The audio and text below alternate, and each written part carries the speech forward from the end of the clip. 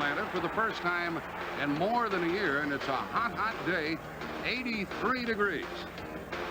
I'm Jack Buck with Joe Theismann. Joe, you ever play against these Eagles? Not these Eagles, Jack. This is a whole new look as far as an Eagle team goes. They are different, and there's no denying that some hard feelings prevail between both teams. There really are. Ron Jaworski got benched by Marion Campbell last year. He's not very happy about that. Marion Campbell used to be the head coach of the Eagles. He's not very happy about that. Plus, Joel Williams and Reggie Wilkes were on the Eagle football team, so there's definitely some settlements to be done here. And look at here, the Atlanta Falcons are #1 in offense in the entire National Football League. How do the Eagles stack up against that? I think they stack up very well, simply because the Falcons are a run-oriented football team. They want to run the football. They want to control the football. They've controlled it for almost 10 minutes more than their opponents. On the other side, the Eagles are a run-oriented stop defense. They're going to blitz people. They're going to bring them just like Buddy Ryan's 46 defense has done. It's going to be the strength of the offensive lines and the defensive lines that's going to play a big key in the success factors in this football game. The Atlanta Falcons have won the toss, and as you see, this has been a closely contested rivalry. Paul McFadden will kick it off. Sylvester Stamps and Keith Williams are deep for Atlanta. Hope you enjoy it. Williams is going to take it on the 2. And he is shy of the 20-yard line, and Dave Archer will go from there. The young quarterback out of Iowa State will face on defense Byron Darby, Ken Clark, Reggie White, and Greg Brown. The linebackers of the Eagles are Gary Cobb, Mike Reichenbach, and Alonzo Johnson. And on the corners, Ron L. Young and Evan Cooper, and without Wes Hopkins, the safety men are Andre Waters and Terry Hogue. Archer brings them out with Gerald Riggs, number 42, his tailback. Some big people on the offensive line, and Archer to the air, and it is incomplete and tipped. It was tipped by Reichenbach, the middle linebacker, number 55, who got back there. And in addition to Archer, here's who the Falcons have back there: Gerald Riggs, number 42, and Charlie Brown, the wide receiver, Joe Theismann's old friend. Floyd Dixon starting today. The tight end is Arthur Cox, and Ken Weisenhunt is the other tight end, or the U-back, as they call him here. The offensive line, Mike Ken, John Scully, Wayne Radloff, Bill Frelick, and Brett Miller. Weisenhunt is in there now for Atlanta on 2nd down and 10. Now they're going to throw again, and it is caught near the 30-yard line. That's the first down. Floyd Dixon caught it. Came out throwing, Joe. No, I'm not surprised. I feel like, you get 8 people up at the line of scrimmage. The basic thing to do is put the football in the air. I think the Falcons are going to have to run as the afternoon goes on, but that doesn't necessarily mean that that's all they're going to do.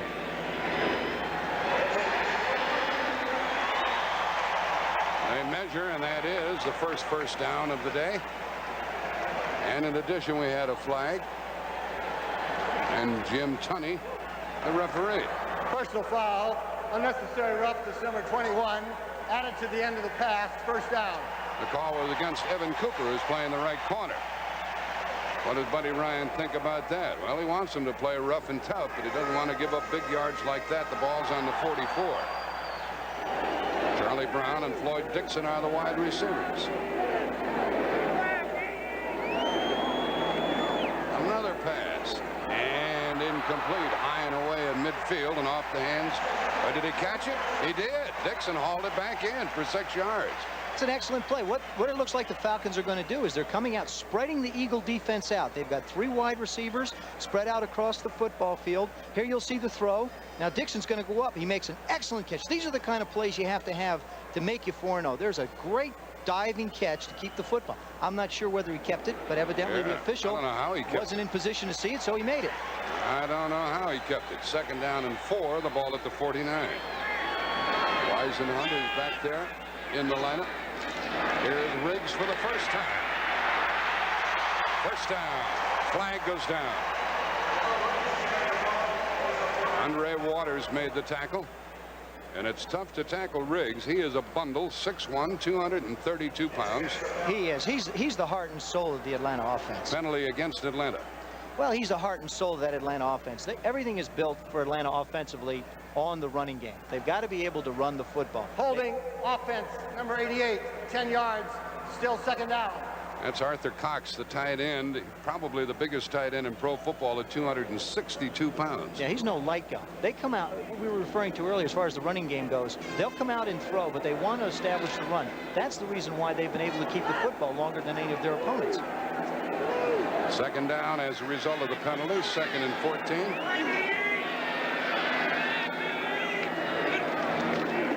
So they run it.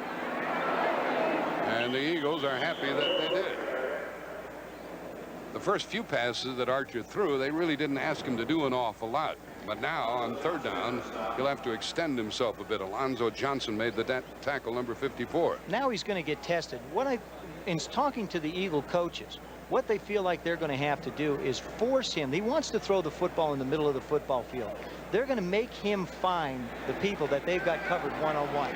The defensive coaches of the Eagles are very proud of what their secondary has done. They feel like it's one of the strong points of their defense. So it's going to be up to Archer to read and make decisions. And it's been pretty good on 3rd down. 3rd down and 11 here. Motion by Whisenhunt, and he is going deep and incomplete. Whisenhunt is not a speedster. Another flag is down back upfield. And a personal foul against Philadelphia. The second of the day, and that's an automatic 1st down. Jim Tunney is the referee back there. He keeps an eye on the quarterback. Here he's going to walk off the yardage. What has really happened in the National Football League is there's been a lot of injuries to quarterback, and they're going out of their way to protect him. Personal foul, number 94, 15 yards and a 1st down. Byron Darby committed the foul, and that's a 1st down, putting the ball at the Eagle 42.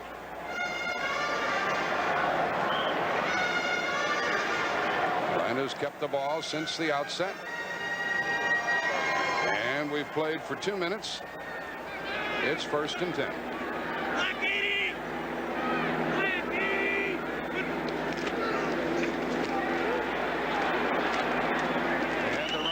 With Gerald Wiggs, and he just got about 2 yards on that play. See any trends aside from Atlanta throwing when they first came out? Yeah, what Atlanta wants to do is they're splitting Whisenhunt out to take the strong safety out of the run support for the Philadelphia Eagles. They've got their 2 wide receivers to one side.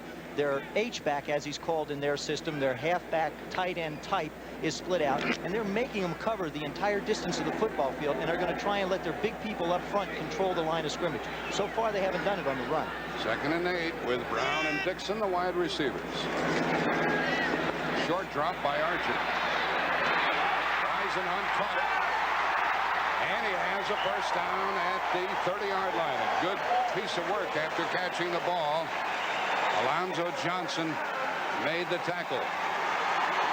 You'll see Archer here. He does not want to go to Whisenhunt. Whisenhunt is split to the left side of your screen. He tries to throw the same pass he's been throwing. This is what has made David Archer a successful quarterback this year. He spins around. Whisenhunt gets to the open seam, works his way upfield, gets himself 10 yards and a 1st down. He's big also, 233 pounds, and he splits out as a wide receiver. He's a flanker. 1st down at the Eagle 30.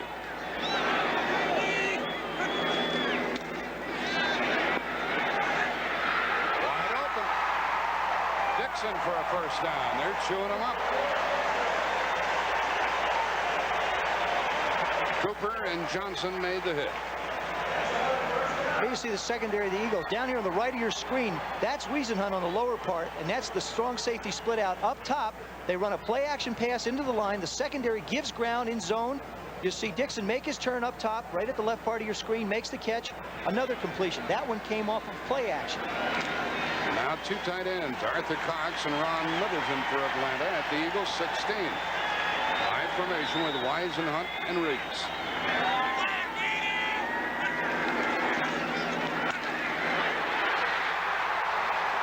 Down to the 10. 6 yards on that one. Roynell Young made that hit. Atlanta's been terrific when they've been on the move and inside the 20. They've never misfired either a field goal or a touchdown. And that's one of the things that the offensive coaches preach around the National Football League. How efficient are you when you get in that scoring area? It's called the +20, the red area. whatever teams want to call it. That's where you have to put some kind of points on the board. They've kept the ball for almost 5 minutes. It's 2nd and 4. Middleton lines up as the fullback. Whisenhunt is blocking. Riggs is running. And apparently short of a first down by about a half a yard. It'll be 3rd and short coming up. Ken Clark made that hit. With a lot of big people, Atlanta comes at you with a lot of different looks with Whisenhunt or Middleton or Cox lining up in the backfield. Deception is part of their game. What they try and do is they try and move people around, move people into different places to make you play basic defenses, which really doesn't bother the Eagles. And you'll notice that the Falcons continue to run behind Freilich and Miller on the right side. Now Middleton splits out with Whisenhunt. Riggs alone, setback. And he has stood up, but he got a first down. To the 5, 1st and goal. In the arms of Singletary, number 97, who stopped him initially. Then Riggs kept going. Oh, when you're 6'1", 232 pounds, usually when a linebacker hits you, they're around the same weight as you. You've got driving momentum. You're going to get that opportunity to fall forward and pick up 1 or 2 yards. You know what they're going to do on 1st and goal from the 5 here, Joe? What would you guess? They have William Andrews in the lineup now, number 31. I think he's going to throw the football down here. Andrews lines up with Riggs. Very tight formation. Whisenhunt on a wing. Andrews in motion. And a pass. End zone overthrow. Incomplete. He tried to get it to Middleton, the rookie out of Auburn, but he wanted to make sure also that it was not intercepted. Well, he hesitated just a little bit. Here you'll see Andrews go in motion, comes out of the backfield to the top of your screen, starts in motion. They've been running the ball. Makes the fake to Riggs. That'll comes hold back. you too. It'll hold everybody. Sucks the linebackers up, but now you'll see him. There's just not enough room down there. You've got to get that ball bang bang. It's got to get off quickly, or else you wind up with it out of the end zone. A little too slow, huh? A little bit too quick, too slow a read. Reichenbach was back there covering. Motion by Andrews again. 2nd and goal. Fumble and a scramble for it. The Eagles think they have it, and they do. They took it right away from Archer. Gary Cobb took it right away from Archer. Archer had it, but Cobb is stronger than he is. One of the things that has happened in the National Football League, they're going to let you fight for a fumble. They don't care who lands on it, who has it. They're going to let you fight for it. Here you'll see Archer hesitates. He doesn't quite get the ball planted in Riggs' stomach. Now he dives for the ball. Strong man wins. Eagles football. Joe Theismann, Jack Buck with you from Atlanta. That was the first time all year that the Falcons misfired inside the 20-yard line. It was their 5th fumble of the year. Gary Cobb recovered, and Jaworski starts from the 11. Don't be surprised if he doesn't try and go up top in a hurry here. He has Byers and Haddix in the backfield. Toss to Keith Byers. A flag is down, and Byers with a good run, enough for a first down. About a 13-yard gain, and probably holding against Philadelphia as Wendell Kaysen ran Byers out of bounds. Byers, number 1. Draft pick for the Eagles. Face mask, and so that's against Atlanta. Will add to the first down yardage. We check the defense of Atlanta. They have a 3-man front with Mike Gann, Tony Casillas, the number 2 draft pick in the nation last year, and Rick Bryant. Defense number 75, 5 yards, added to the end of the run, first down. That was Casillas with the face mask. Reggie Wilkes, you know that name back there in Philly. Buddy Curry, John Rady, and Joel Williams, another familiar to the Eagles. Bobby Butler, Scott Case, Wendell Kaysen, and Brett Clark are the deep backs. First down at the 19. 29, excuse me.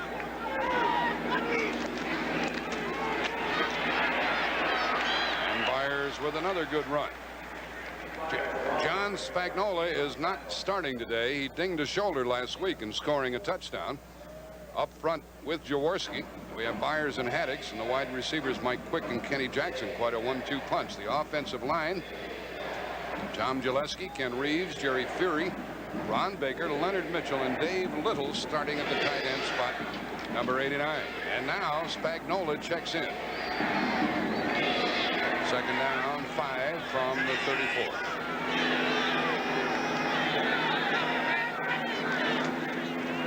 fires again. Fumble the ball. And the Eagles get it back. Myers was out in the open field, and Haddix got it. I don't know how or why he dropped it, but we shall see. Well, he gets it stripped from him by Butler. Here you'll see Jaworski make the pitch. They do a fine job of collapsing the right side of your screen. There's Haddix leading. Byers makes him. Now here Butler just reaches up, knocks the ball loose, can't quite find it. And Haddix is very, very alert in following Byers after he made the block and makes the recovery. Buddy Ryan, you know where they talk about him around the league? Ready, fire, aim, they say. He laughs about it. And you saw St. Louis jumps out in front of the Giants and some other early scores. Trudip is in there now defensively for Atlanta on 3rd and 5.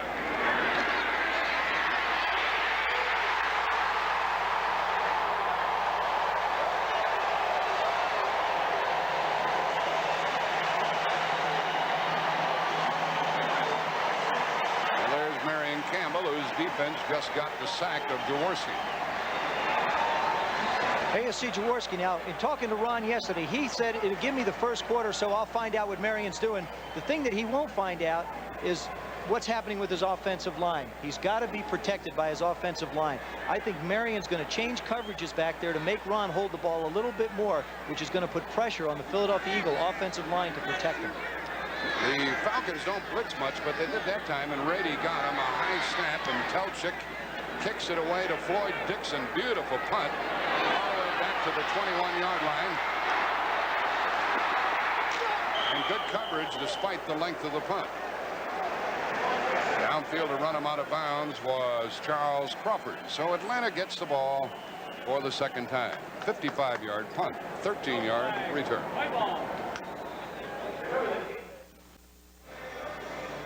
Well, you could have bet anybody, but there they are, the Atlanta Falcons, ahead of such prolific scoring teams as Miami, the 49ers, the Giants. So look over Philadelphia is way down, 20th out of 28. Joe Theismann, most every run we've seen Atlanta utilize today has been in a particular direction. Yes, it has. It's been to the right behind Freilich and Miller, and Cox is set to that side. They come out in the same formation. They split Wiesenhunt down the bottom, put their 2 wide receivers up top. Not much for Riggs that time. Is Philadelphia stacking it against the run and inviting Archer to throw? I think they are. I think they're playing a man-to-man coverage. They're all lined up near the line of scrimmage, and they're going to sit right up tight, right on your nose. You see the Eagles now. Here come the Falcons. They're going to run right. There you see Miller pull out, make the block. But you got to give credit to that defense of the Eagles. They come right in. Cobb comes in, makes the hit. Made him come back inside, and there was the tackler and a loss of 2. Charlie Brown and Dixon and Joey Jones are in there. 3 wide receivers. Riggs is hit and knocked down for another loss by Reichenbach. Is it difficult to figure out this Philadelphia defense? They present a lot of problems to you as a quarterback and a coach. When you get up under the center, you're not going to see the same thing twice. They want you to think on your feet. They want to take away. You see, this is not a normal set. They've got right in the middle of your screen, they've got the guard, the center, and the guard covered. Then they get a lot of pursuit from their linebacker. There was no one to block him. There usually isn't. Somebody's going to be free normally. When you're playing with 3 wide receivers or splitting somebody out, a linebacker's going to be free somewhere. They're down and long. Sylvester Stamps is in the backfield with Archer. Wiesenhunt in motion. And incomplete. He tried to get it out to Dixon. Cooper was covering on the corner, and we'll watch Donnelly punt for the first time for Atlanta. And so the Eagles will get the ball for the second time. Lost 3, incomplete. That's where the Eagles want you to play. Well, you know, run, pass. It's just the mode you can't get into against this defense. You've got to keep them off guard because they're certainly going to try and keep you off guard offensively. Rick Donnelly will take the snap from Eric Sanders. He's averaged almost 44 yards a kick. And Mike Waters is back to get it inside the 30.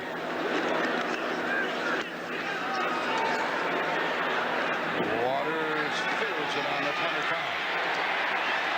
He got about 6. The ball came loose. And belongs to Atlanta.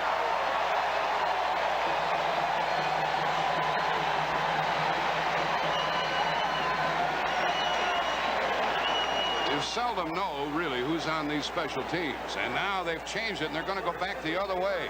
They're going to say no, it was down, and give it back to the Eagles. That's what's going on the field at the moment.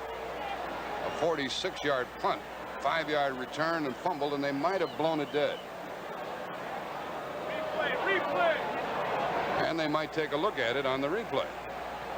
Sylvester Stamps had made the tackle. Let's look at our replay and let's see if he's down. Just right there. Sylvester Stamps makes the hit. You see Waters get up inside. Now there the ball comes loose. It's a fumble. It's on the ground. There's no question. Now it's in the possession of an Atlanta Falcon. Now the ball slips away. I believe the whistle was blown at the time that he was on the ball. Austin. That's right. And I think that for that reason it'll probably wind up as Atlanta's football. It should. It should. Al Zapato is the league official who's going to watch the replay if that's what we're doing here. They are running a replay. The two head coaches, Henning and Buddy Ryan, are sweating it out. It's a funny play again because Waters fumbled it before he hit the ground, and then Austin got it, and then he coughed it up, but we think he was on the ground. What do you say, Jim?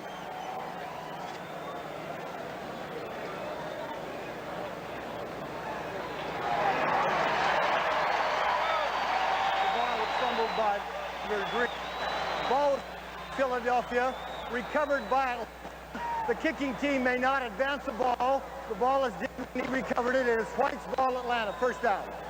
Okay. Al Zapato is the replay official, and the ball belongs to the Falcons at the Philadelphia 29. It's really the only call I believe the officials could make. It cannot be advanced. He recovered it. The whistle blew, and whatever happened after that was inconsequential. Lines up with Archer.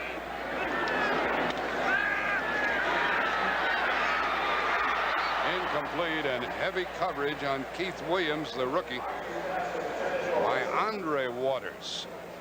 Let's hear from Dave Archer talking about why his team is better this year. I think the reason the Falcons are off to such a good start this year is because of I've matured as a quarterback over last year. I struggled last year at times, but the experience I got last year has been a big key for us. And I think the most important key is that we have everybody healthy. We have a healthy crew of wide receivers and a healthy crew of offensive linemen. And when you've got 11 men on offense that are doing their job, it's tough to stop a group like that. And the advantage on defense, of course, is the way our guys are adapting to Marion Campbell's defense. From the 29, 2nd and 10 outside. Dixon, the rookie, a red-hot rookie. Their number 6 pick caught it. Evan Cooper was covering. What a good throw by the young quarterback. Well, he's had time to sit in the pocket. You have to give credit to that offensive line. The Eagles are actually not blitzing as much as everyone thought they might. They're playing more of a zone coverage, and they are working on Evan Cooper over on that left side with Dixon. And of course, the Eagles are playing without Wes Hopkins, one of the premier players in football. It makes a big difference. You've got one of your secondary people, one of your leaders of the secondary out of there. There's going to be a little bit of a disruptive nature. Out for the year is Hopkins after the knee operation. Stamps is in the backfield. Motion by Charlie Brown. A give to Stamps. And he got 2 or 3. A couple of scores for you elsewhere. The Stamps is a little guy, 175, but he is tough. Kansas City handing it to the Raiders, 10-0 first quarter. And Houston ahead at Detroit, 3-0.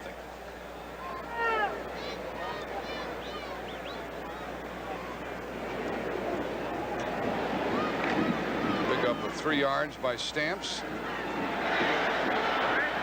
Riggs checks back in.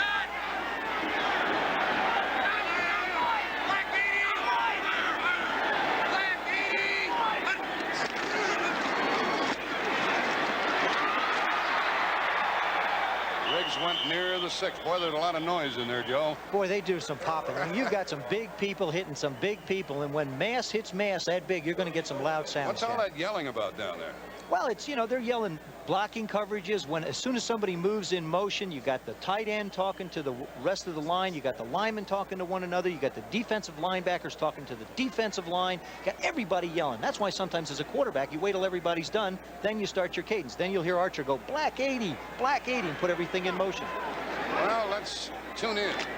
Sylvester Stamps in the backfield with Archer, 3rd and 5. I think he's going to try and go to Stamps on this.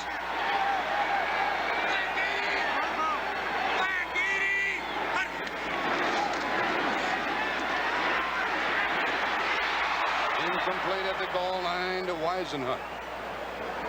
Andre Waters with very tight coverage, and Buddy Ryan really likes Waters, who is their strong safety. Oh, he's been the man that's made play after play. Last week he gets a fumble, gets a fumble, I believe, or causes a fumble recovery. Then he makes an interception. He has 3 interceptions for the year. He's just been their big play man in the secondary. Spent a lot of time in the offseason learning this system. It's no surprise that he is as successful as he's been in helping this defense gain some respectability that I think Buddy really wants him to have. Archer holding a 23-yard try from Mick Luckhurst. He's kicked 8 out of 10. Left-footed soccer-style kicker. High snap. Archer got it down. It hit the upright, and it is no good. Well, previously he had missed from 52 and 56 yards, but this was 23, and that's not like him. And we still have goose eggs on the scoreboard. 3:11 left in the first quarter. The Michigan Wolverines, a team of explosive dimensions. But can they control the one-man explosion of Theismann hopeful Lorenzo White next Saturday on CBS Sports? Follow the little brown bouncing ball. Yeah, you try and follow it. Here you see a good snap. Snap's a little bit high, but being a holder, David Archer gets it down very well. Luckhurst just kicks it, and right at the top, just out of your picture, just right up, you just saw it flash on out. Hits the upright and kicks out to the right side. Certainly high enough. It was certainly high enough. I mean, he gets it up there. Got it right out of our picture. Now the Eagles take over their 20, and Spagnola lines up at the tight end.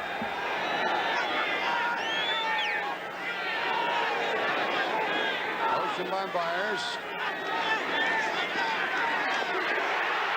And he's sacked for the second time. And lucky to hang on to the ball, Rick Bryan got it.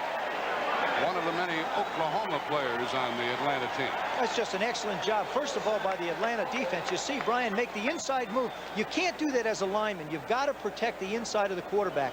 Give Jaworski credit for not coughing that football up and getting hit from behind. There's Marion Campbell calling the defensive signals. A loss of 4. 2:38 left in the first quarter. No score. Second down and 14. Kenny Jackson, a wide receiver with Quick.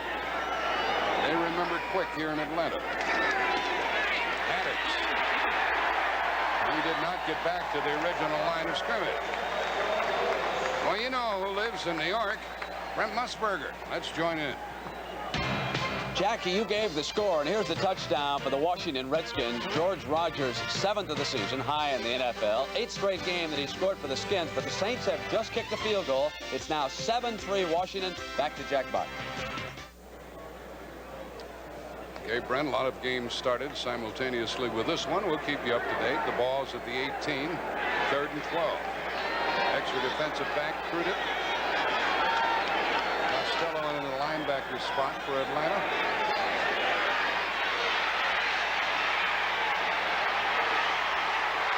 That's a fumble.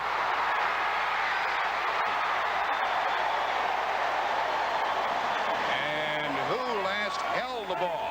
Philadelphia had possession last. Boy, Atlanta was crazy the way they played that one.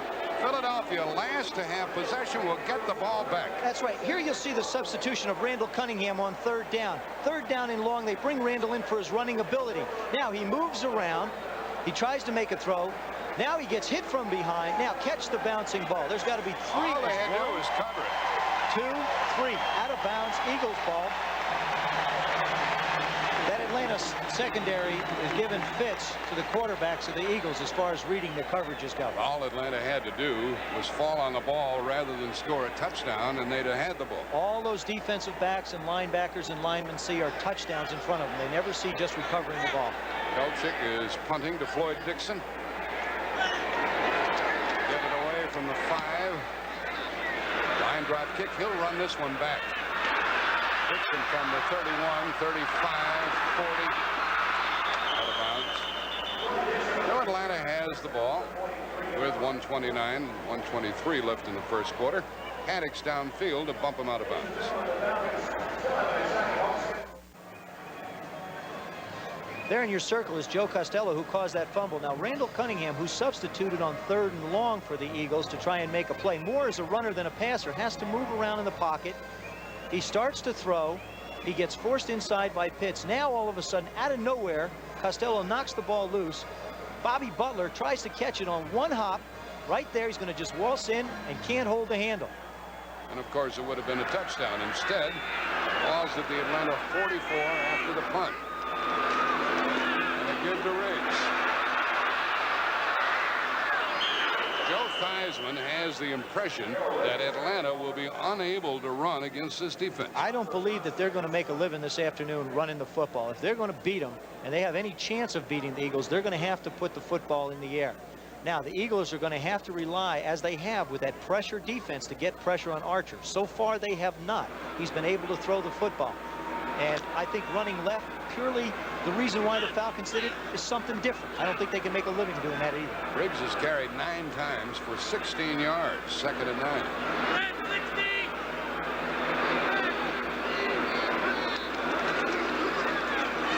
Nothing doing. There's Cobb and there's Greg Brown. Well, looks like Joe Theismann is right. The one thing they're not doing is putting pressure on Archer, but they sure are stopping the run. They certainly are. Right there in the center of your screen, you see Gary Cobb, number 50. Archer's going to turn around. Riggs is going to run right at us. He does a great job of avoiding the block of the tight end, getting up and making the play, and Greg Brown comes in and helps him out. That's a big tight end, as we told you. Arthur Cox weighs 262, and Brown came from the other side of the line. And this may have been the final play of the first quarter. That's true, and we're scoreless. And when we come back, it'll be 3rd and 10 at their own 44. We've seen the tough defense that we thought we would see.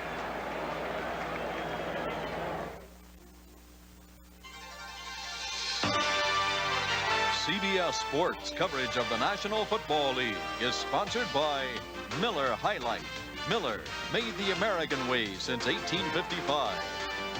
Mitsubishi Motors, experience the sensation of the full line of new cars and trucks from Mitsubishi. And by the investment firm of Smith Barney. They make money the old-fashioned way. They earn it.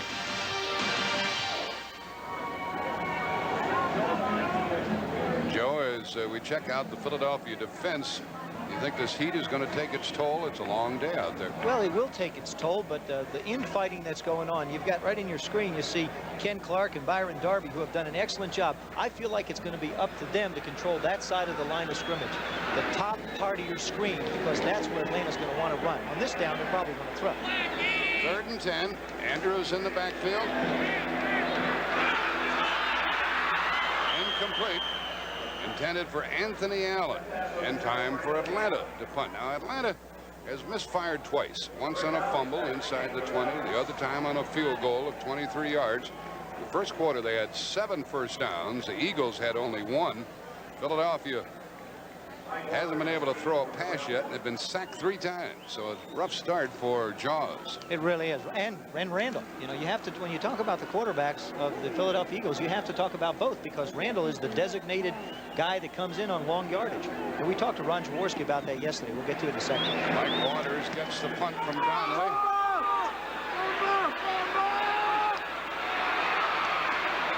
Fumbled earlier. He hung on to it this time, and the Eagles start from inside their 20-yard line. Downfield was Sanders. That's been a tough go for the Eagles. They are 1-3, but look at the opponents they've had. Washington, then the Bears, who were undefeated, then Denver, they were undefeated, then the Rams. They knocked off the Rams, and they're living off of that this afternoon. Yes, they are. Their opponents are 19-1. I mean, it's a heck of a start for a new coach and basically a new football team, but like anything else, you have to line up and you have to play in this league. Ball at the Philadelphia 19. Myers and Haddix. Agnola becomes a wingback and goes in motion. Myers with good yards.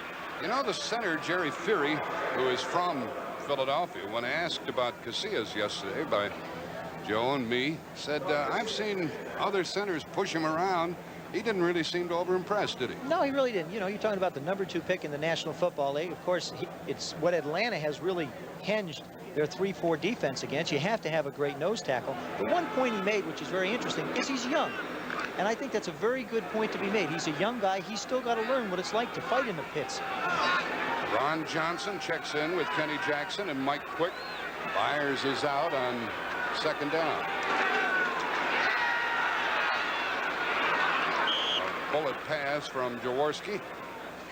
And his favorite target, Spagnola. Well, we were talking about Jerry Fury. What did he do here? There he is, right in the center of your screen. Fury makes the snap to Jaworski. Now, Casillas, 2nd down, he may be expecting a run. He does a nice job, gets his hands on him, gives Ron time to throw the football, rides him out of the way, creates that little pocket. 3rd down and 2. Fury has a problem whenever the Eagles play at home trying to come up with enough tickets. Now, Philadelphia has not been as good as Atlanta on 3rd down. And it's 3rd and a long one.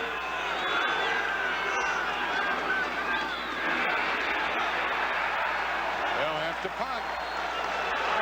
Well, we have a slugfest. Those people in the trenches, those people up front on both teams are going to have a long afternoon.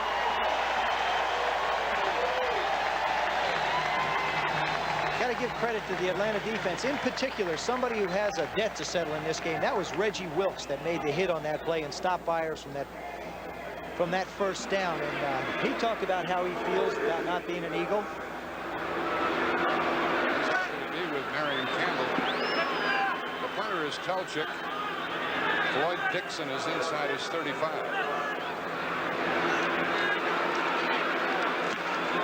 Dixon has only averaged 5 yards in return. What a beautiful kick. Wow.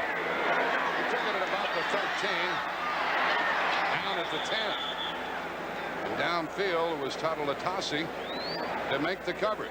He can run for a big guy, and Atlanta's back at their 10-yard line. 57-yard punt. By 1 yard, that was the longest kick of the year by John Telchik. You know, rookie out of Texas. He gets everything to turn. As he hits it up, he gets it to make that turn. Instead of dying like this, he gets everything to turn. Get the nose over. And the hang time was 4.9 seconds. That's like a week if you're standing underneath it waiting for it to come down. And Tatalatasi got downfield to cover, and that's unusual too for such a long punt, except for that hang time. That's the one thing that happens on long punts. Usually they can break them for big returns. They haven't yet. Now from the 10.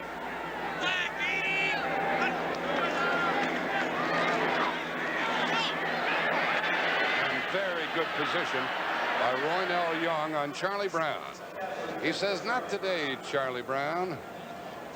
Atlanta had the ball a good part of that 1st quarter, and they've held on to the ball most of the time during all of their games. Now, this season, they've held the ball like 10 minutes more. There you see the numbers, 35-20 to 24. They've run more plays and scored more points. And people say, well, what does that have to do with the game? It's very simple. If you keep the other team's offense off the field, they're not going to score. The other thing is what it allows you to do, it allows you to run more plays. Atlanta has run an average of 19 plays more than their opponents in the first 4 games. 3 wide receivers.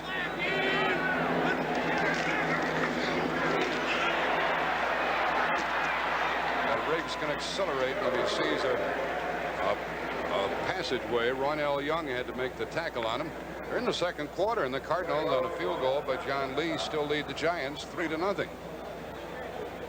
And we have our first shaken up player of the day, stopping the clock with 12:15 left in the half. Washington having their difficulties with New Orleans, 7-3 1st quarter in the Superdome. And Cleveland at Pittsburgh, blanking Pittsburgh 10-0. I don't think Cleveland has won very often in Pittsburgh, have they? I don't think they ever have.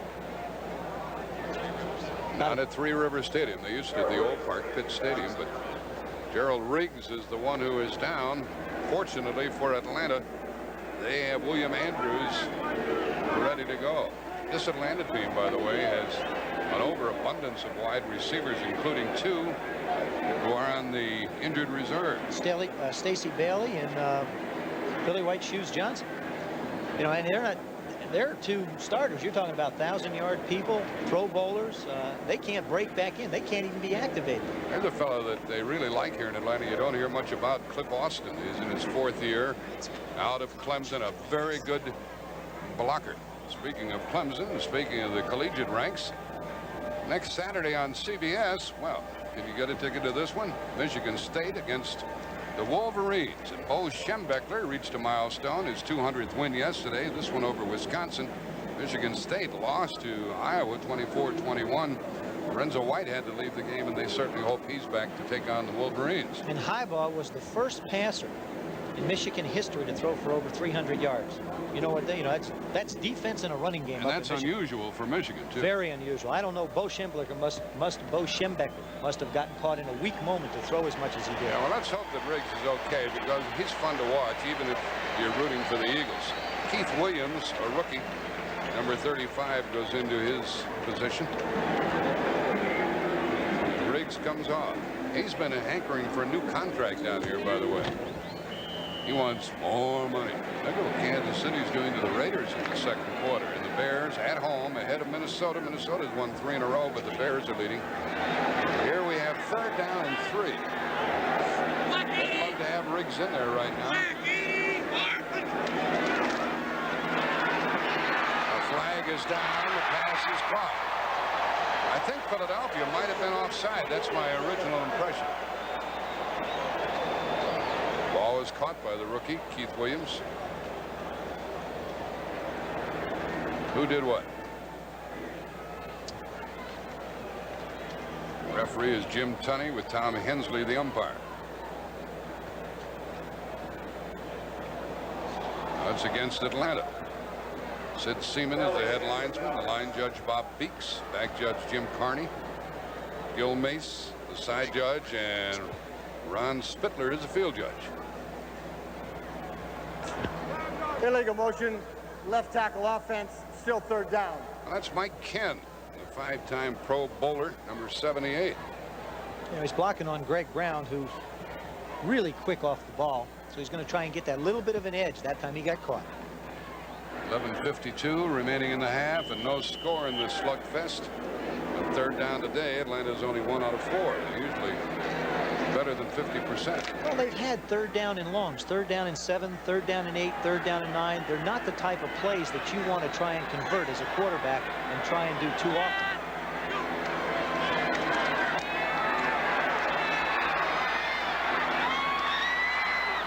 Hunt was covered by Cobb, and he took him down one-on-one. They'll have to punt. And let's go back to Brent Musburger, New York.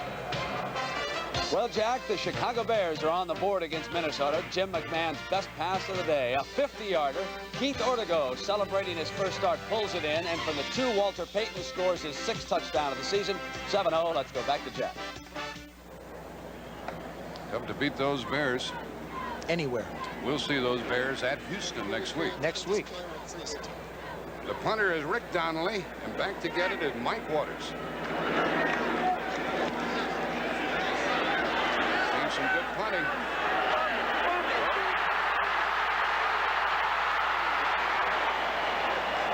It's a wild day. That's the second one that Waters has dropped. And Giles, the linebacker, recovered it. The Eagles have the ball. It's tougher than it seems to be, folks.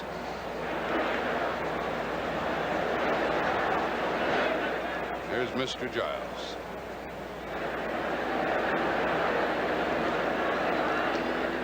The Michigan Wolverines, a team of explosive dimensions.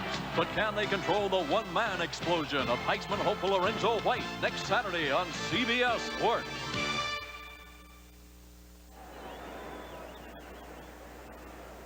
No score with 10:42 left in the half, and the Eagles at the Atlanta 49. Spagnuolo lines up on the right side. Maddox is on a wing. Blocking for Byers on a delay. Got outside, didn't he? Byers weighs 230, but he turned the corner. Picked up big yards for the Eagles. Yeah, he's running behind Baker and Mitchell on that right side. You know, Byers, the thing about Keith Byers is when you look at him, this is the 5th game of the season, but really up until this week, he has only practiced 12 days with the football team. He's been hurt. and he's been in rehabilitation. He didn't have a chance to work during the preseason much, and he's just now starting to feel more comfortable. He's only had 12 practices. And he's to the sideline on 2nd and 1. It's a good gambling down. Quick is to the right. Ron Johnson is in. Gambling down it is, and a first down to the Atlanta 30, taken down by Kenny Jackson, his 10th catch of the year. You talk about gambling. You don't have to try and go for a touchdown on 2nd down and 1. Just the simple fact that you throw the football keeps the defense on an edge, and that's exactly what you want to do as an offensive team. You want to constantly make the defense question whether you're going to run or pass.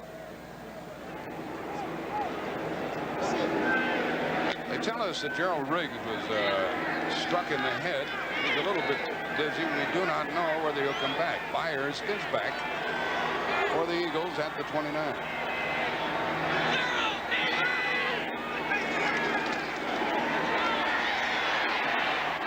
He threw that one away.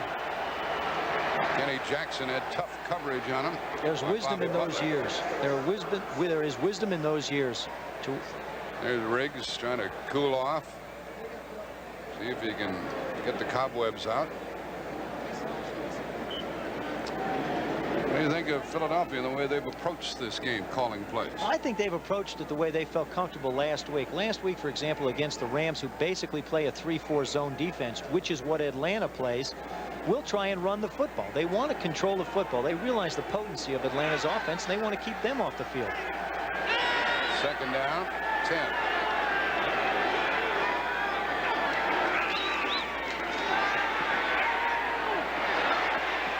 Out of bounds. 3rd and 10. Mike Quick. People in Atlanta know him well. Brother, he can do some things, can he? 6'2", 190, and what an athlete. Runs like a deer. Here you'll see down the bottom of your screen, Jaworski goes back, makes a little play action fake. Get double coverage. Now, he lays the ball out. Now, right there, the ball's coming in. Look at Quick layout for this thing. He just isn't long enough to keep his feet inbounds, but he still makes the catch. I had the opportunity to play in a couple of Pro Bowls with Mike Quick. He's not only a great football player, but a real class guy. Butler and Clark recovering on that play. Randall Cunningham is in on 3rd down. Your designated quarterback. It's a tough role for him, too. He can throw the ball a mile. He's sacked. Clark and Gann came blowing through there. A flag is down.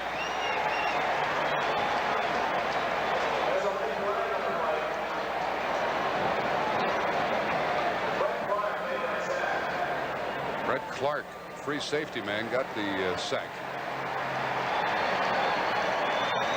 It's the 4th time the Eagle quarterback has been sacked. They tell the players, stay out of this. We're confused enough without you guys coming. Well, you know, as players, we want to find out what, you know, if you can get a word in edgewise, maybe you can help change the discussion. Personal foul. Now that might be tacked on to the end of the play.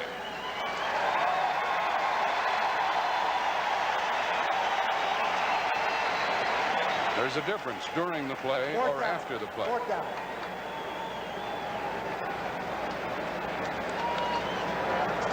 Personal foul, number 26, offense. During the dead ball, it'll be 4th down. 4th. Yeah, it was a dead ball foul, so it's tacked on to the end of the play and makes it 4th down. And really, that doesn't hurt Philadelphia too much. It gives Telchik a little more punting room. 4th down.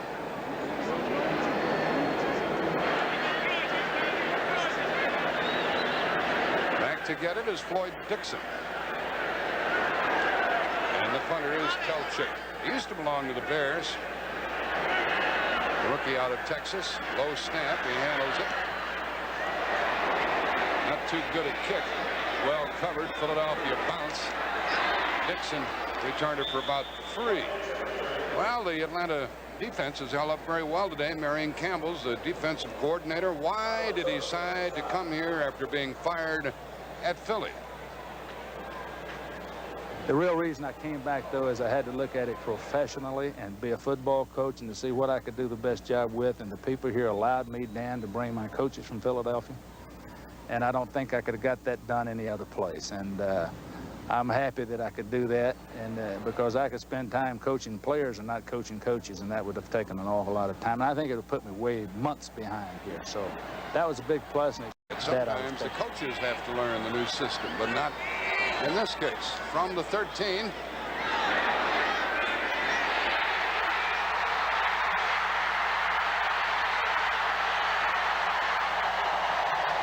Dixon.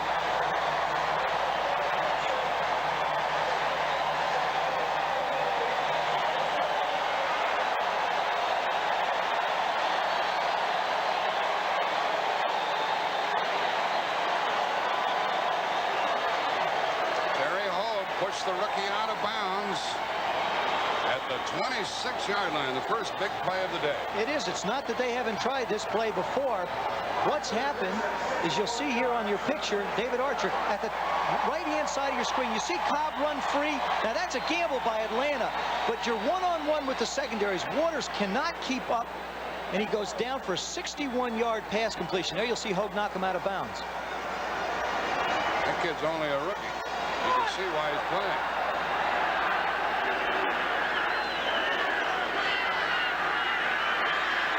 Handed down. They told us yesterday, Ken Clark told us, he said, one thing we have to do is keep our hands up. That was Darby who blocked that one, number 94. He said this quarterback, Archer, throws the ball very, very low, lets it go low. So he said that's one thing we have to look for. Well, he not only lets it go low, but part of the offense of the Atlanta Falcons, in a possession offense, you're going to throw 5- and 6-yard passes up the field.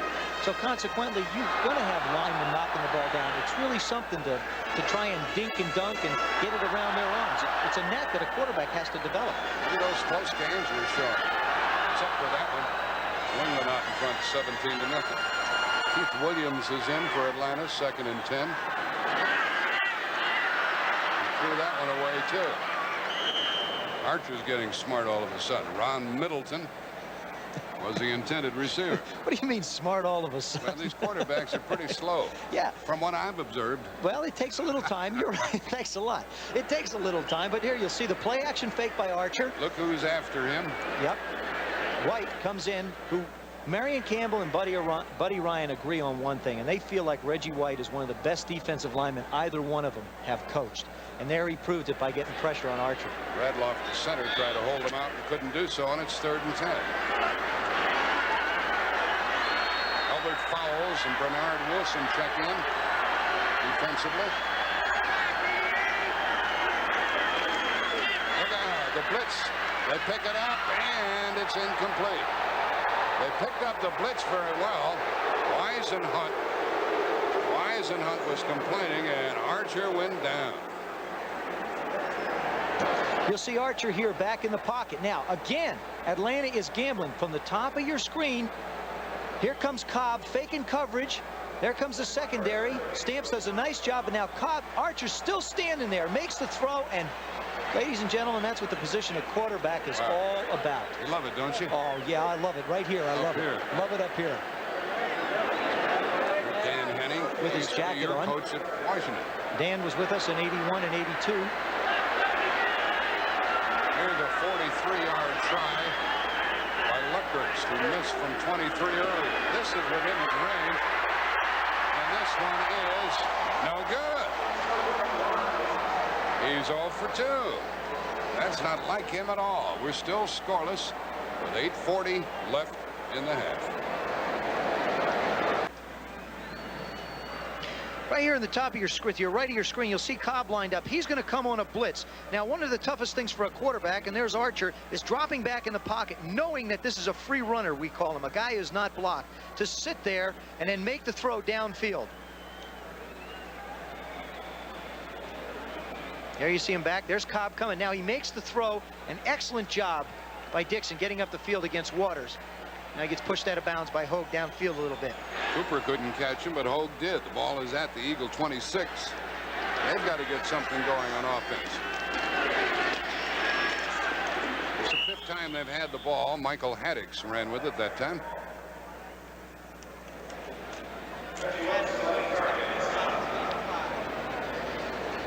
Look what Atlanta's been doing on first down, and they're still scoreless. Well, you know, you just can't keep giving up opportunities to score, especially against a good football team. And I think the Eagles are a good football team. They're continuing to get better and better. They're going to give them a breath of air and create a problem for themselves this afternoon. They've had some opportunities and have not been able to capitalize on them. 13th year for Ron Jaworski. 2nd and 6. And the ball came loose. Or was he down? I think he was down. He was, and a loss of the play, a loss on the play. Reggie Wilkes was there covering, number 51. He looks a little different in that uniform to you folks back in Philly, doesn't he? I had a chance to be down on the field before the game with Reggie, talking to him about how his feelings are. I think his heart is still in Philadelphia. He has a lot of friends up there. He visited with a lot of the Eagles as they came out. This is a very big football game for him emotionally. Kenny Johnson checks in. Joe Costello defensively for the home team. 3rd and 5. The right tackle moved. Make it 3rd and 10. Costello bluffed a break for the line, and Leonard Mitchell moves. When he moves, everybody sees him. You're not going to hide when you're that big. 6'7", 295 pounds. There's nowhere to hide out anywhere. I don't care whether you're on a football field or in a building. You're not going to be able to hide when you're that big. It's been mistakes that have hurt the Eagles more than anything, and I don't think Buddy Ryan can be very happy about that. His defense has done a pretty good job. The Falcons have not scored, although they've been close. His offense has not been able to generate. You know, we talk about 2.8 on 1st and 10. You just can't do that and try and stay in a ball game for 60 minutes. Latasi is in there for the Eagles.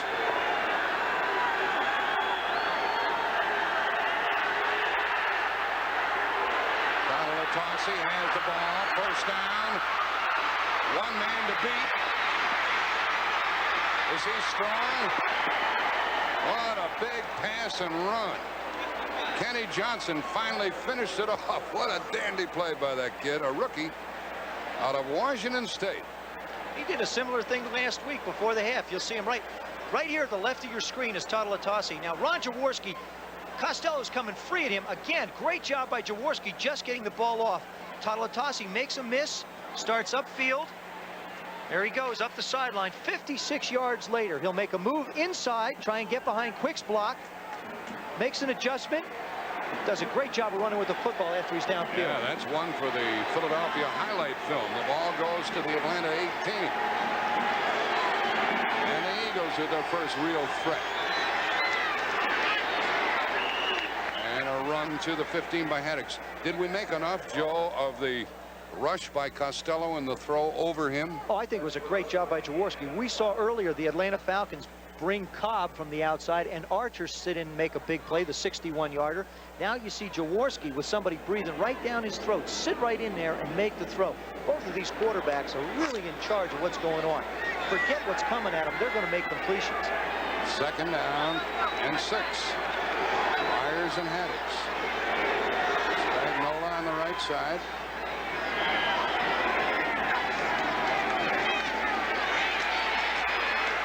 Very close to a 1st down, and if I'm correct, Jerry Fury did another good job on Tony Casillas. Well, you know, Casillas is in the middle of that line. The linebackers are back 6 or 7 yards. Basically, the man is on an island. He's sitting right in the middle, and that's the way Marion's defense is set up. You got 3 number 1s. You got Byers, Casillas, and Gans sitting up front there, and Casillas has got to play that center.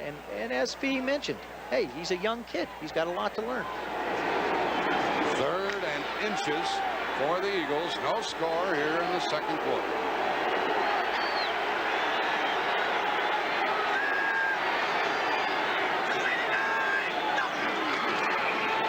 First down by Jaworski. So the kid from Lackawanna makes it a 1st down and goal to go. He's their big back. You know, He's been concerned, by the way, about some concussions that he's taken lately and knocked out a couple of times, and he doesn't want too much more of that. He has to pay attention to it. Well, you know, if you spend a lot of years in this game, you get hit in the head enough, you get a little bit concerned about getting knocked out quite frequently. Of course, you know, there is life after the game, although a lot of players lose perspective of that. But Ron's smart enough to know that he wants to, you know, go through this game and be able to come out with his mental faculties. When we're through here, Dallas visits at Denver, and they'll be without Danny White. 1st First and goal at the 7. Jackson in motion. And a flag is down. A flag down in the end zone as Quick caught the ball. Let's check the flag. It might have been a catch despite interference. That's my original guess. The Eagles have struck first. Holding 23 is declined. Touchdown. That was not an easy catch. And it was a very good throw by Jaworski, who looked people off before he threw to Quick. He did. He sits here right in the center of your screen. You'll see Jaworski go back, makes the play action fake, sits. Now he makes the throw to Quick, who makes a diving catch, a one-handed catch. We talked about his athletic ability before. There is a classic example of how great a receiver Mike Quick is. It's his 3rd touchdown of the year, and Paul McFadden, who's been perfect, makes it 7-0 with the visiting Eagles on top. 4:12 left in the half. The 56-yard pass and great run by Tuttle Latasi set it up. Eagles underdogs leading here. Trying to hand Atlanta their first loss of the year.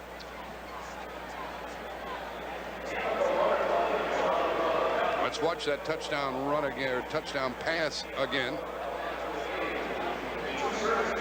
There you see Jaworski make the fake. Quick tries to go inside. Butler's got him. Now Ron zips it right out. That's what it looks like to a wide receiver coming on out. And he gets one hand out and brings it in and makes the catch. That was a dandy. That was a dandy. The 3rd touchdown pass of the year for Quick, who continues to murder Atlanta. And you know, the one thing about the Atlanta Falcons, we talk about Marion Campbell, and his philosophy is basically a zone defensive philosophy. That means that you're going to drop 8 people back in coverage and just rush 3.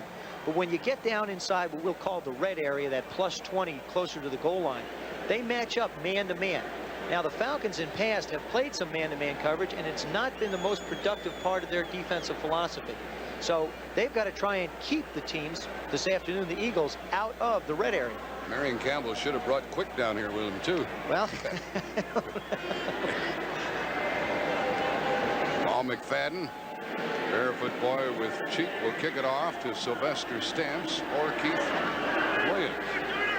Now Atlanta's missed 2 field goals and had a fumble in close.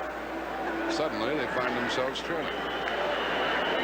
Rather patient Eagle team, right? yes.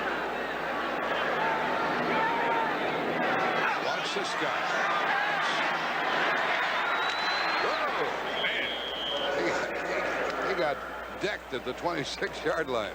What a strong tackle by Hogue, the defensive back. I thought it was the lineman who hit him. The way And he hit. Little, too, the tight end. He contributes. You know, when 2 guys hit you, and you're as quick as this little guy, you get moving real fast. You're going to go down in a hurry as well. Let's check the schedule for Atlanta coming up, man. It couldn't be much tougher than it is. They play the Rams, 49ers, then the Rams again, then New England, the Jets, Chicago, and then Miami. And, of course, you can't forget the Eagles. Oh, yeah, they've got to win this one first. And they may not. Ball at the 26. It's Cliff Austin. Austin with a good run. He is to the 30, but he is no Gerald Riggs. In fact, Riggs has got to be one of the top 5 running backs in the league. Oh, he is. You know, he's so big, he's so strong, and he makes things happen. Again, I think Atlanta is not going to, they're not going to get excited. They have moved the football up and down the field. How many yards do they want on a first down run? 4 to 5 yards, and then it keeps them in a, if nothing happens on this down, then you wind up with a 3rd and 6, which is convertible. Charlie Brown in the lineup. He's off to the right.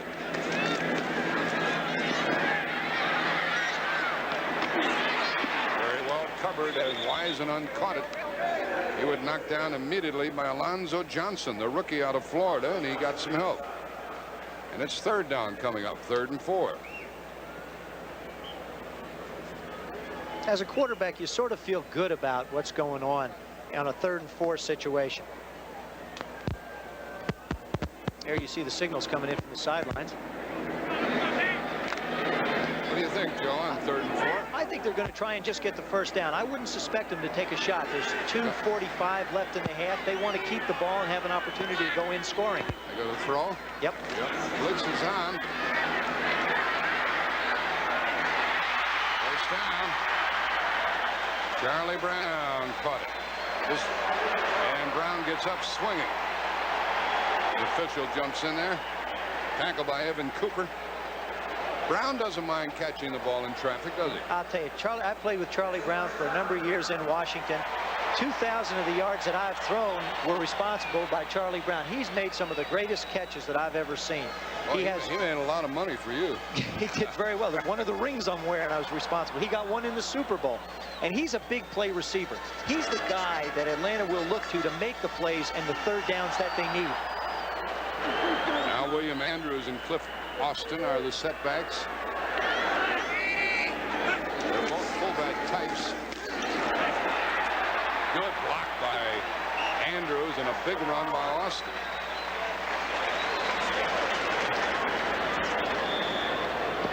You tell me that Charlie Brown wears his equipment a little differently than other people. You know, you ever watch a movie and see the gypsy wagon rolling down the road and see all the pots and pans and hear all the clanging? That's what Charlie Brown sounds like sometime when he goes down the field. He just shakes a lot with those loose pads, and you'd swear a wagon's coming at you. We have the 2-minute warning. 2nd and 2, Atlanta. There's Coach Henning. You know, as a coach and a quarterback in charge of an offense, you have a tendency sometimes to dwell on what might have happened. They blew 3 scoring opportunities when they had the football. But what he can't do and his team can't do is look back and say, gee, what if we'd have scored? He has to deal with what's happening now. It's 1st and 10 on the 48-yard line. 2nd down, 1.5 yards. And a pass.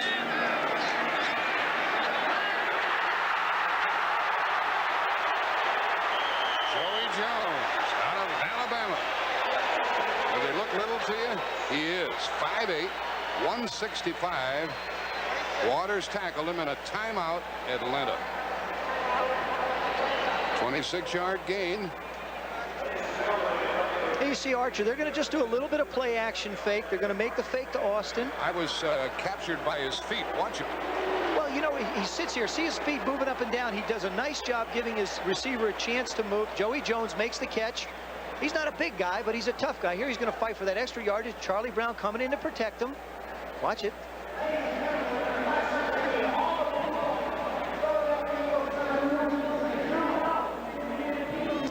You know, Jack, one thing that a lot of people aren't aware of is this stadium is completely closed, and it's like a little bit of a sauna down on that football field. Yeah, look at the Eagles. Look at the Eagles over there on the other side of the ball. They're tired. I want to tell you, the defense of the Philadelphia Eagles has been on this field a lot the first half. It could take its toll coming down the latter part of the game. But as I look at this football game, they get real, you know, you can see that the pursuit and the pass rush is just not as crisp as it was earlier in the game. They have to be careful that they don't blow themselves out at the end of the half. Yeah, Marion Campbell said you can punish yourself for 1 quarter or 2 quarters. At halftime, Brent Musburger will be joined by an old friend of you folks over there in Philadelphia, Dick Vermeil, with scores and highlights, and a feature about Herschel Walker, and he'll be on display. Dallas at Denver here on CBS when this game is over. First down at the 26 of the Eagles. Eagles lead 7-0. Austin taken down by Greg Brown. And a loss on the play.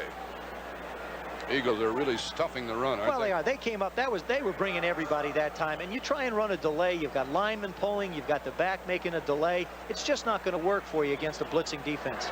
And a hurry-up offense. Incomplete. Dixon coughed it up. I mean, Cooper said, you ain't going to hang on to that one. Not only that, but Archer's got to put the football out there with a little zip on it. He dropped back and sort of put the ball up in the air. And you know, you can't do that to a wide receiver. You got to fire it out there. Make sure he gets a chance to make a move. You saw a simultaneous hit. They come back to the huddle and they say, excuse me, could you put it out there just a little quicker? Cooper weighs 185 and he packs a wallop, and that's the trademark of this Eagle team. It's 3rd and 14. Let's tune in to Archer.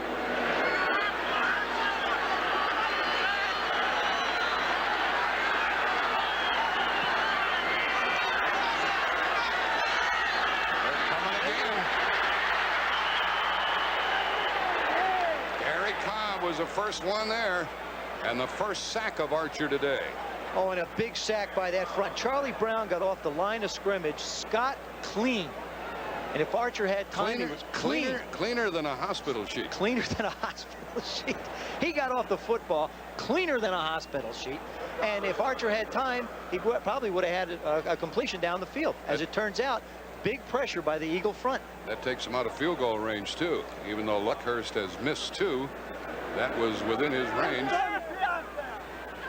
And now it is 4th down with less than a minute. I'm surprised the Eagles don't call a timeout.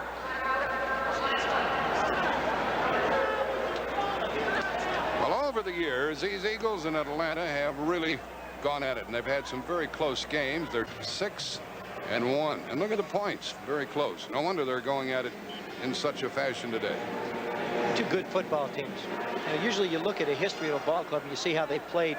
It gives you an idea that they continue to play that way. Donnelly punting with 45 seconds left. Evan Cooper is back at his 10, and he'll have to be judicious. And Atlanta runs a fake. Stamps running with the ball.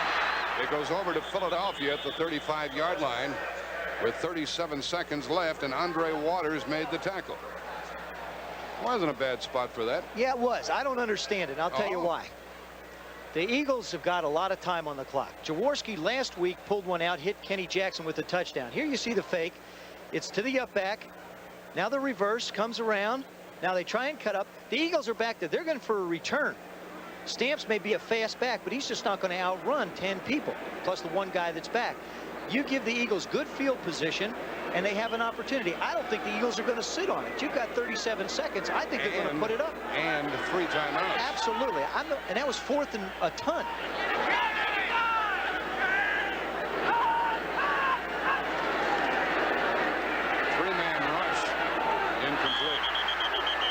Had to go off his fingertips.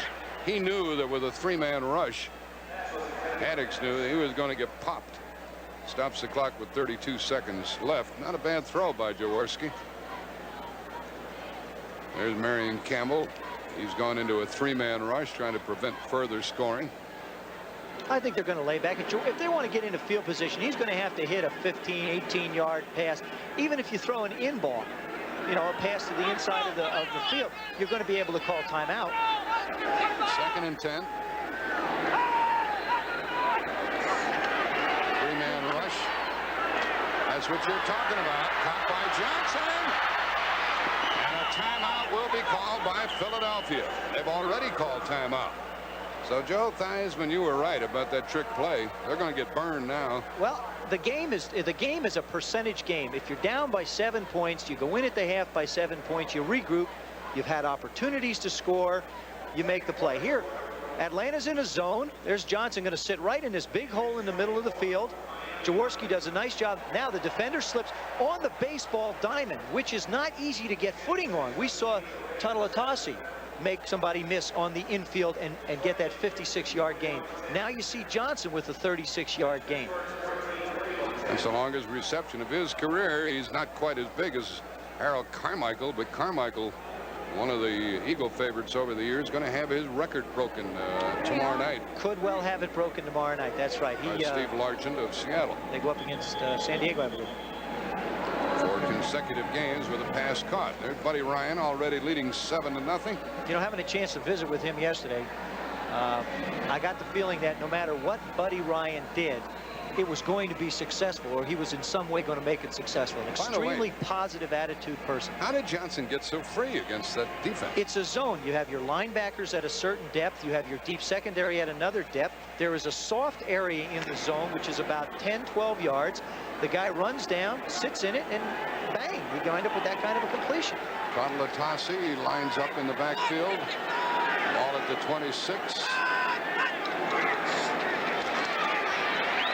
Pressure, and it is incomplete in the end zone.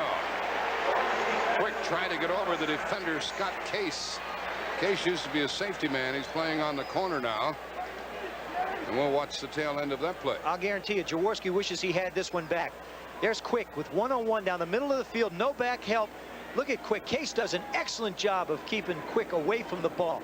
I'll guarantee you, you're not going to get that as a quarterback. There you see him again make the play. Both of the safety people were out. You've got Mike Quick one-on-one with somebody. Couldn't ask for a better situation. Was there any offensive interference there? No, I think they were both going for the ball. 2nd down and 10.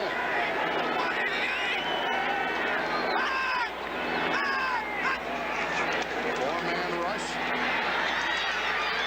Incomplete.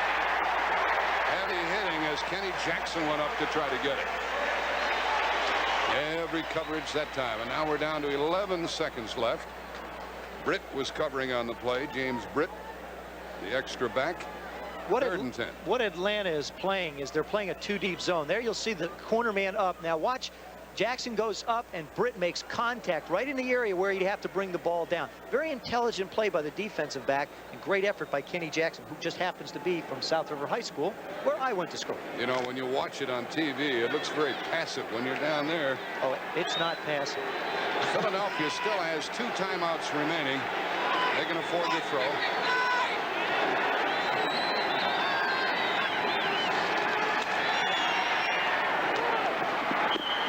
And now they have 6 seconds remaining and a 1st down as Ron Johnson caught it.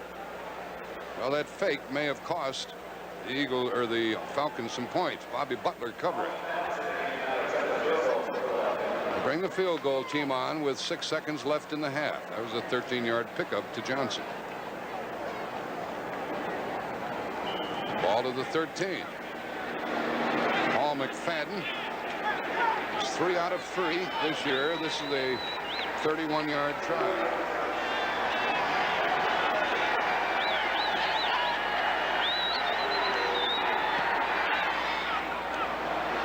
Nothing in favor of the Eagles. With 2 seconds left in the half, and there's some more money for cerebral palsy. McFadden contributes $50 per successful kick, and he has enlisted a group of business people around Philadelphia to join him. He figures to raise about $2,000 a field goal, Joe. I think it's wonderful. He's, you know, as professional athletes, we have an opportunity to take a lot from the public. And here's a young man who wants to give something back, and I think it speaks very highly of this young man to want to offer not only his ability as an athlete to contribute, but also, you know, go see kids and things like that. And that's not uncommon in the National Football League, by the way. Dallas plays at Denver later today. They're without Danny White, but it'll be a dandy nonetheless. You can bet on that. You'll see it as soon as we're through here. The Cowboys aren't quite the football team that everyone expects them to be, or they have been, without Danny White as their quarterback. And of course, John Elway, he's the man that everybody's talking about, particularly in Denver. The Eagles went 5 plays, covered 52 yards, and got that 31-yard field goal by McFadden. Now Keith Williams is back deep with Sylvester Stamps. As soon as the ball is touched, the clock will start. 2 seconds left. Might see a split kick. That's what we have, and it is touched. The half is over. Stamps running with it. And the Eagles have a 10-0 lead at the half. There are no flags. The half is over. The sun has disappeared for a while, and the players appreciate that. Kranick went downfield to make the tackle, and Buddy Ryan, trying to win his 2nd game of the year, is in great shape. He had an 8-yard touchdown pass to Quick. 31-yard field goal by McFadden.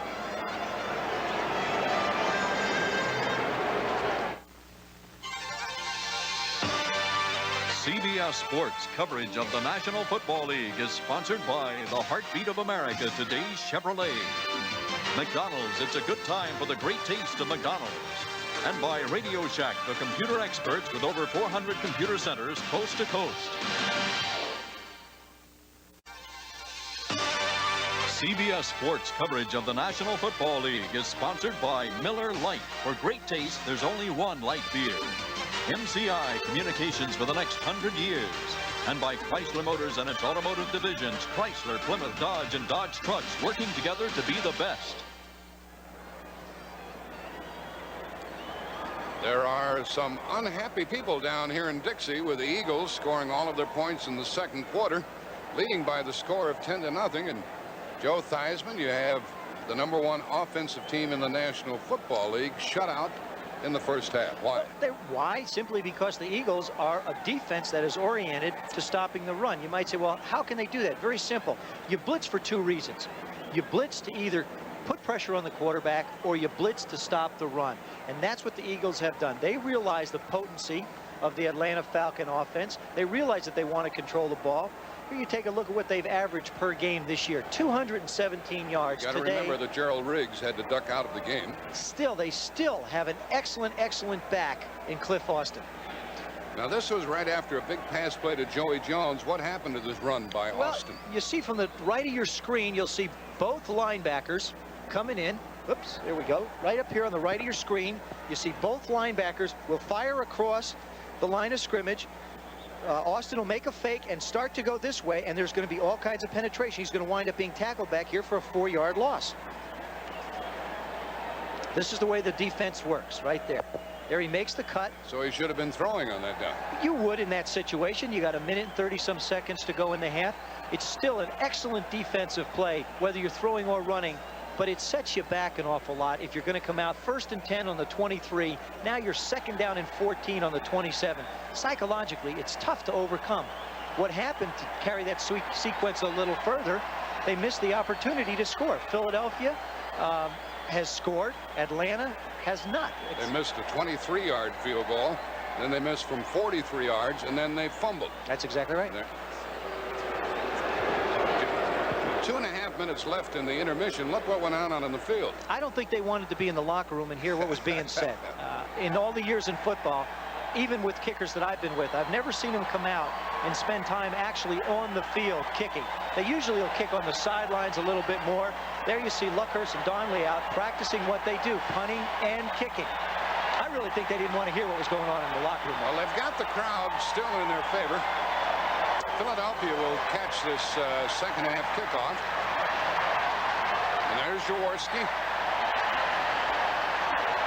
Philadelphia with Cunningham playing a few downs was 6 out of 11 with no interceptions. And by the way, Jaworski was 0 for 64 on interceptions coming in. Each team turned it over 1 time. Connell Atossi is going to be deep, along with Charles Crawford. Couple of rookies back there. And Luckhurst, the only Britisher in the National Football League, will kick it off. They still got the crowd with them, so we'll see what happens. Referee is Jim Tunney. This place is bedlam.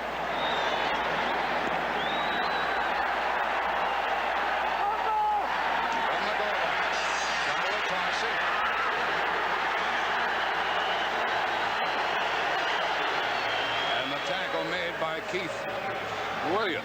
There was a hole for a while, but it sure closed up in a hurry, didn't it? Well, one of the big things that the special teams coach preaches, there you see him start down the field. Luckhurst is going to kick. Everybody has an assigned lane or an alley. You don't want to get knocked out. As you start down the field, you want to hold that lane. Even though you're getting blocked, you have to fight back to get into an area where you're supposed to cover. Now what happens, they break down, they do an excellent job, and make the tackle. That's very, very good special teams coverage. They're making some noise here. The ball at the 17 with Byers and Harris.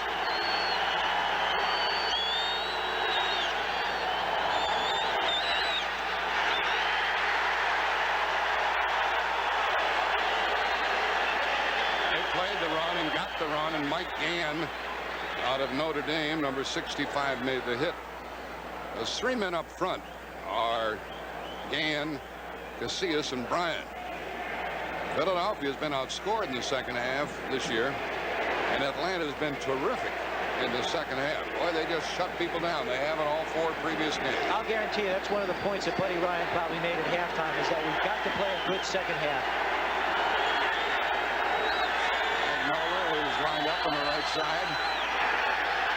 Big toss and a good run. And a good run by Jaworski. Did you see that niftiness of Jaworski? But you know who was after him? Wilkes. Well, listen, that'll make you nifty no matter what.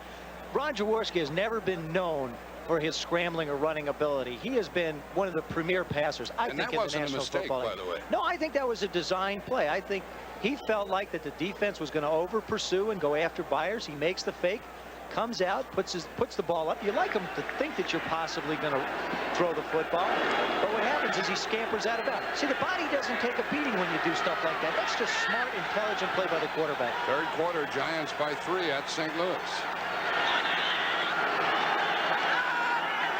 Maddox in motion, leading the blocking. Byers changes directions, gets a dandy block and a good tackle by Scott Case. What a good tackle. And the reason Byers was jumping up and down is if Case had missed him, Byers would have rumbled. He's turning the corner if he makes that play. You'll see a nice job by Atlanta in shutting off this run. It's a counter play.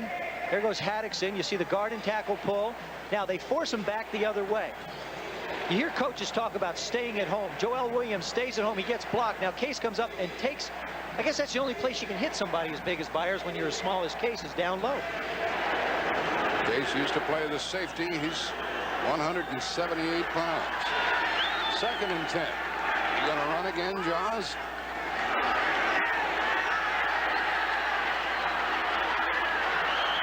That ball is out of bounds. Quick says, are you sure? Well, there's absolutely no question. You'll see Quick goes up. The only thing that comes into question is if he was forced out by the defender. There you see Quick up in the air. In the discretion of the official, he came down, the feet come down out of bounds. You got to have at least one in to argue. Yeah, that's right. That one he landed out of bounds with. If you're saying you were forced out, you got to be a little closer than that. You certainly do. Joe Costello, Kenny Johnson check in for Atlanta. 3rd and 10. Philadelphia's made 3 out of 7. This has not been one of their strengths this year. Cunningham. They were all over him, and Mike Gann was the first to him. Number 76. Cunningham is big, 6'4", 192, but not so big that Gann couldn't unload on him. You know, last week he converted 3 out of 4 attempts on 3rd down. He goes in when it's 3rd down and 8 or more. And I really feel like any defense is going to set themselves up, play good pass defense, but the thing that you have to be concerned with when Cunningham is back there is running the football. He's an unbelievable runner. He's big, he's strong, he's a lanky guy, a lot like Reggie Collier down in Dallas. Telchik is punting to Dixon, who is inside his 30. Whoop. And he kicked. Fair catch, you better. Near the 20-yard line. Boy, there was good coverage down there.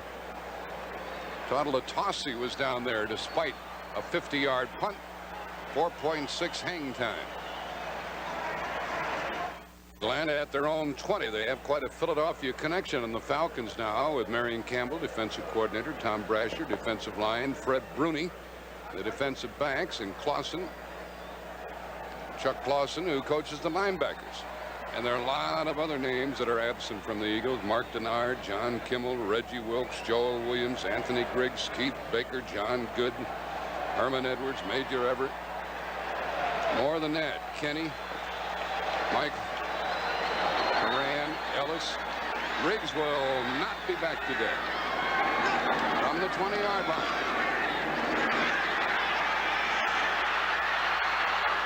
Overthrown.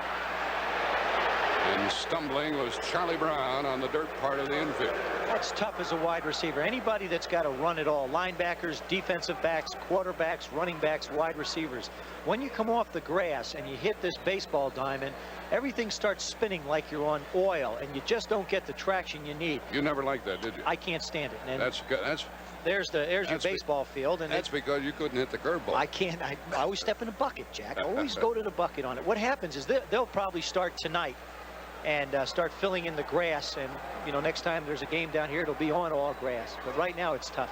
2nd down and 10. Cliff Austin was met head on.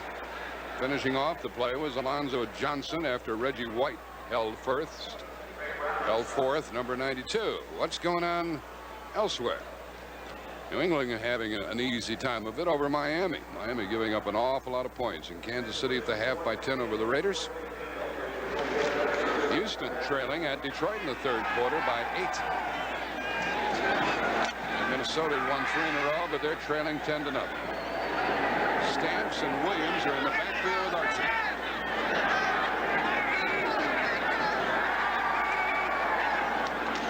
Blitz is on. The flag is thrown. The pass is incomplete to Arthur Cox. Probably holding against Atlanta, and if it is, it'll be declined. Probably, because that was 3rd down, and declining the penalty makes it 4th down.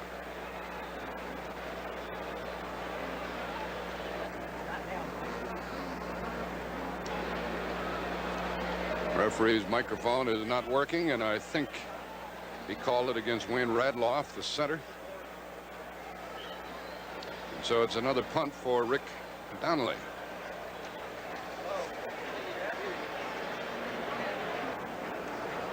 There's Donnelly, and Evan Cooper is back inside his 40. Try and set up a return here. Booming punt hung way high. Cooper got away from one tackler and taken down outside the 30-yard line by Taylor, the linebacker of Atlanta. So the Eagles have the ball for the 2nd time in the 2nd half. The Michigan Wolverines, a team of explosive dimensions. But can they control the one-man explosion of Theismann hopeful Lorenzo White next Saturday on CBS Sports? Dan Henning with his back to you wearing the windbreaker. His club was 4-12 last year, but they stayed with him. And he said yesterday, Joe Theismann, that the football players and the coaches stayed with him. That was something he was very proud of. He was very proud of the fact that that football team hung together. I had the opportunity to play under Dan while he was the coach of the Washington Redskins. And he's the type of man you give a lot of loyalty to. Very good possession on quick by Scott Case. Tell us more about Henning. He's a very interesting fellow. When he gets started talking, he loves to ramble on. Yeah, I mean, you know, Dan just loves to tell stories. He's had the opportunity to play under some wonderful people. You know, he was with Shula. He was in Houston. He was with the Jets. Of course, he was with the Redskins under Joe Gibbs. Had the opportunity to be with Lou Holtz, Sid Gilman. He admires Sid Gilman. He really does. He has a lot of football experience. He spent a lot of time getting ready for the position of head coach. He made a lot of changes. This football team is now his. He feels like he's been responsible for the drafts and the trades, and you know, he should enjoy the success that they've had, but they've got a tough afternoon ahead of them. 2nd down and 10.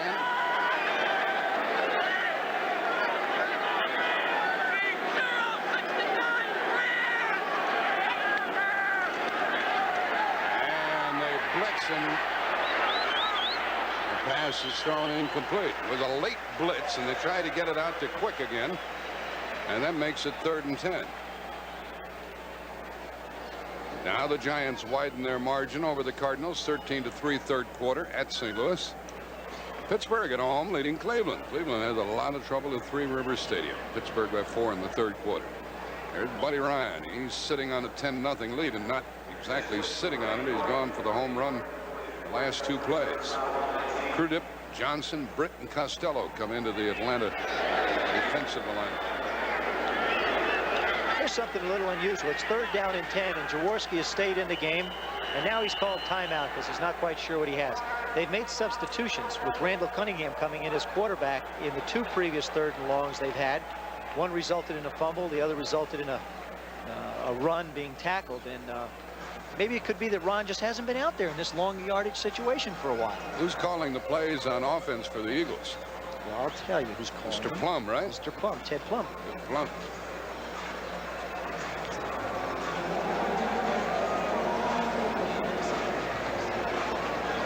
In the 2nd half, we told you earlier, this Atlanta team has really made the adjustments they needed and played tough. They're obviously in good shape. Look what the other clubs have done in the 2nd half. Tampa Bay never got past midfield in the 2nd half. They were ahead. Atlanta came back and won it. Now Dallas went crazy. Nonetheless, Atlanta came back and won that game 37-35. 3 of the 4 Atlanta wins have been on the road. And they have shut people down in the final 30 minutes. I think that's a sign of a good defensive football team. They make adjustments at halftime to take advantage of what the other team is doing. Obviously, you've scouted them on film, but you don't know. You got the game coming up later this afternoon on CBS. The Dallas Cowboys without Danny White going up against the John Elway Denver Broncos. Steve Pallure, how will he do against Denver? I think Denver's a good football team. Obviously, they wouldn't be unless they were 4-0. But I think the Dallas Cowboys are not the same without Danny White. 3rd and 10. Still Jaworski. Ron Johnson is in for the Eagles.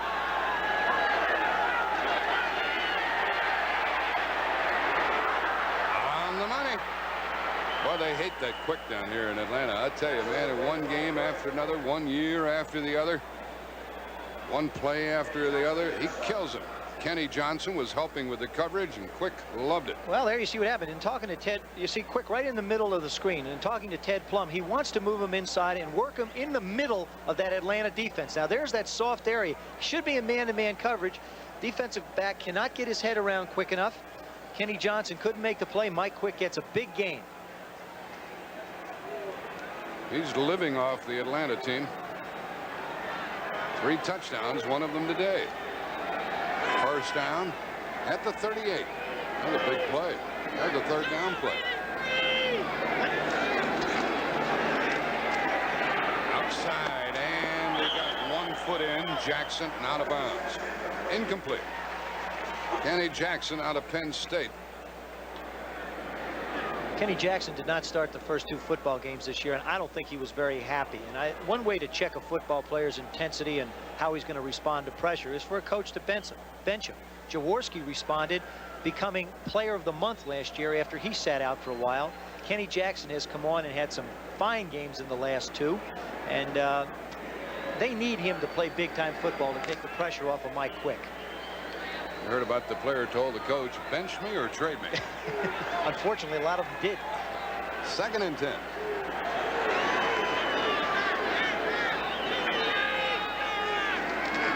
A draw to Byers. Good tackling by Atlanta.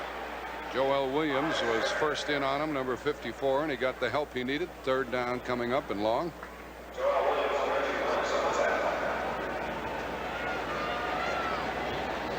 Reggie Wilkes has a big part of his family down here. A lot of relatives watching the game in Atlanta. His wife, daughters down, in-laws, everybody's come down really for the first opportunity to see him play. That time he made the tackle, along with Joel Williams. Ball at the Atlanta 34.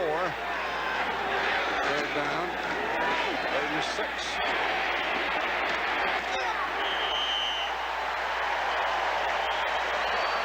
Fourth down. It ain't easy, man. It ain't easy. Case and Johnson ran him out. Well, you'll see Kenny Johnson come up. You see him moving along. Now he comes up outside. There he comes, 37. He makes the tackle. Now that sets up the pursuit of the entire defense. Butler comes in, makes a hit. Case comes all the way from the other side. And of course, when you get the big guy, Bryant, laying on top of you, you're going to have some hitting going on. Here's a 52-yard try by McFadden. 49 is his previous high this year. He could make it, but he won't. It's short, and it will come out to the line.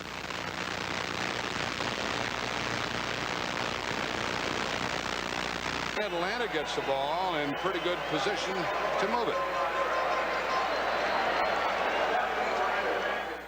The firepower of Washington's Jay Schrader. The horsepower of Dallas's Herschel Walker. It all starts with the NFL Today next Sunday on CBS Sports.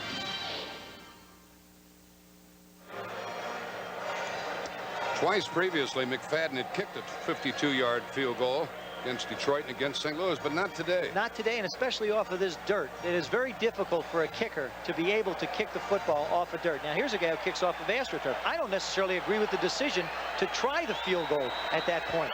Your defense is playing well. Why not let him continue to play well? Pin him back deep. From the 34, Austin. He had a pretty good push off of the ball. And the punter, Telchik, has been terrific for the Eagles. And it's Joe Theismann's idea to let the defense hold forth. Well, you know, they have possession on the ball now on their own 34-yard line. If Philadelphia takes a 5-yard penalty, they go back, they punt from around the 50.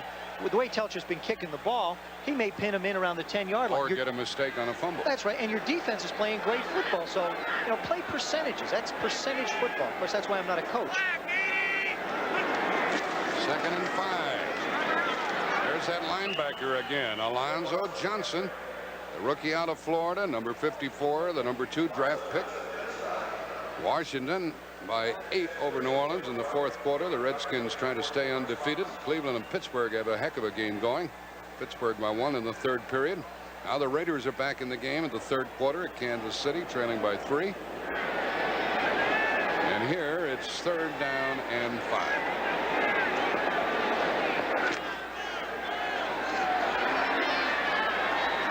.7:20 left in the 3rd quarter. Charlie Brown in motion. And the 2nd sack of Archer. The one thing we haven't seen Archer do, as Gary Cobb got him, is run with the ball. Oh, you're right, and that's a very, very strong thing that he does. He makes things happen. He's a make-it-happen type of quarterback. I think he feels more comfortable when he gets a chance to sprint around like he did on the 2nd possession earlier today. What has he done running with the ball prior to today? 5.8 yards a carry. 25 times. Yards. Got an eagle down on the We have field. a player hurt. That's Ken Clark. I visited with Ken yesterday talking about playing inside or outside. He's still inside, but he had been on the nose. He said it really doesn't make any difference to him. And I'll tell you, the great ones don't care where they play. They really don't. He was brought in when I was playing against the Eagles. He was brought in basically as a pass rusher. Now he's asked to play on both the pass and run downs. And at 6'2", 275 pounds, he can. My, how the Eagles have changed from the days of Hairston and Harrison to last year with Wilkes and Williams and some of the others. Now you've got Darby and White, Reichenbach. We haven't talked about the middle linebacker of the Eagles yet, but he's a very important cog, similar to what Singletary provides the Chicago Bears. One of the things that set up the new avenue that the Eagles traveled down was the acquisition of Reggie White from the USFL. Yeah, he has meant an awful lot. As we mentioned earlier, both Marion Campbell, I think, and Buddy Ryan feel that he is an excellent football player, and he's given him that big inside pass rushing tackle. In that last play, by the way, Jeff Van Note was into the game. He's 40 years old.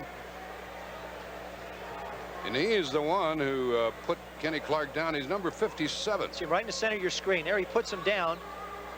Now Clark either got poked. Maybe something in the eye or something. Looks like something in the head region. Don't want to guess. He didn't get hit that hard. We don't want to guess, but Jeff Van Note is 40 years old. Clark smiling. So he's got a grin on his face. There he is. There's Van Note. This is his 18th year.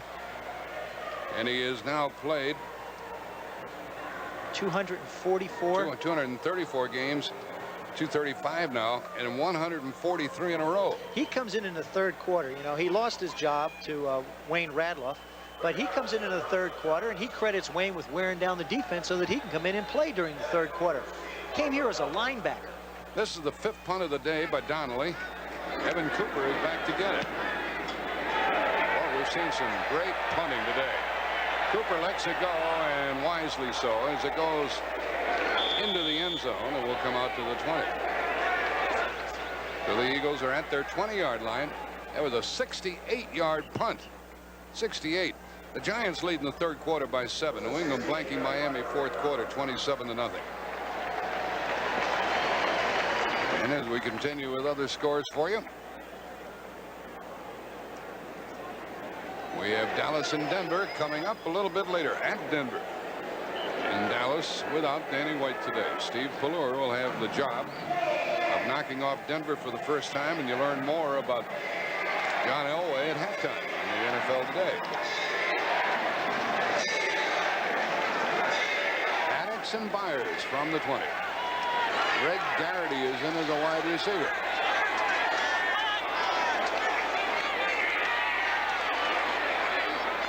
What's the word you hear about Byers, Joe? Is it going to be a good one? I think he is. I think he's beyond the expectations of a lot of people. He was hurt at Ohio State, didn't have an opportunity to play really the type of football they thought he would, missed all the preseason, so nobody really had a chance to look at him.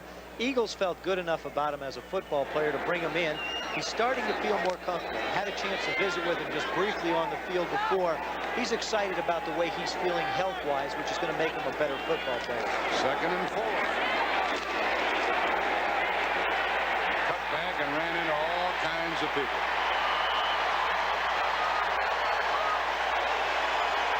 First there was Joel Williams, and then Bobby Butler, who was coming up from the corner.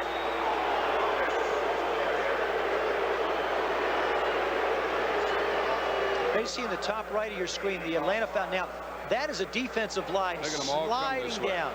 When you literally say you've been hit by the whole team, Byers here gets hit by almost everybody on the Falcon defense. They're a great pursuit team. They've always well been. There's Joel Williams coming in, Kaysen chasing him down. There he goes, Butler. He doesn't go down easy, I'll tell you that. He's allergic to grass, I guess. 3rd down and 7. Jaworski's still in at quarterback. 3 wide receivers. And is that delay? Yep, delay a game. That happens more frequently when you're coming into a new system or a quarterback that has to learn a new system. It takes you a little more time to get the play out, and especially in 3rd down situations, because you're telling more people what to do. It's just going to take more time to get in and out of the huddle. Then all of a sudden, after the 30-second clock, you walk back in, you repeat it real quick, and bang, you're out with plenty of time on it. Detroit leading Houston in the 3rd quarter. Quick, Johnson, and Garrity are the wide receivers.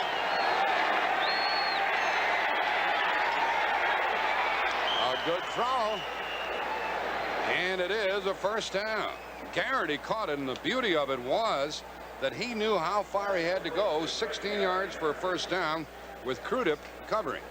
He not only knew how far he has to go, but there you see the secondary of the Atlanta Falcons drop back into zone coverage. This ball is thrown before he comes out of his route. He makes his move, the ball's in the air, he turns around, makes the catch. That's virtually impossible to stop, no matter how good a coverage group had on him. Not an easy throw, but an excellent timing pattern, something that Ron Jaworski does very well. Latasi is in there. Addicts for a couple. That's the time remaining in the 3rd quarter, and the Eagles lead by the score of 10-0. They keep waiting for Haddix to break loose. He was the #1 pick 3 years ago. This is his 4th year in the league. He's big enough. Well, you got 2 big people back there. Byers, 6'1", 230. Haddix, 6'2", 227. May as well say 230. That's a lot of beef running at you all afternoon. 2nd down. And 7.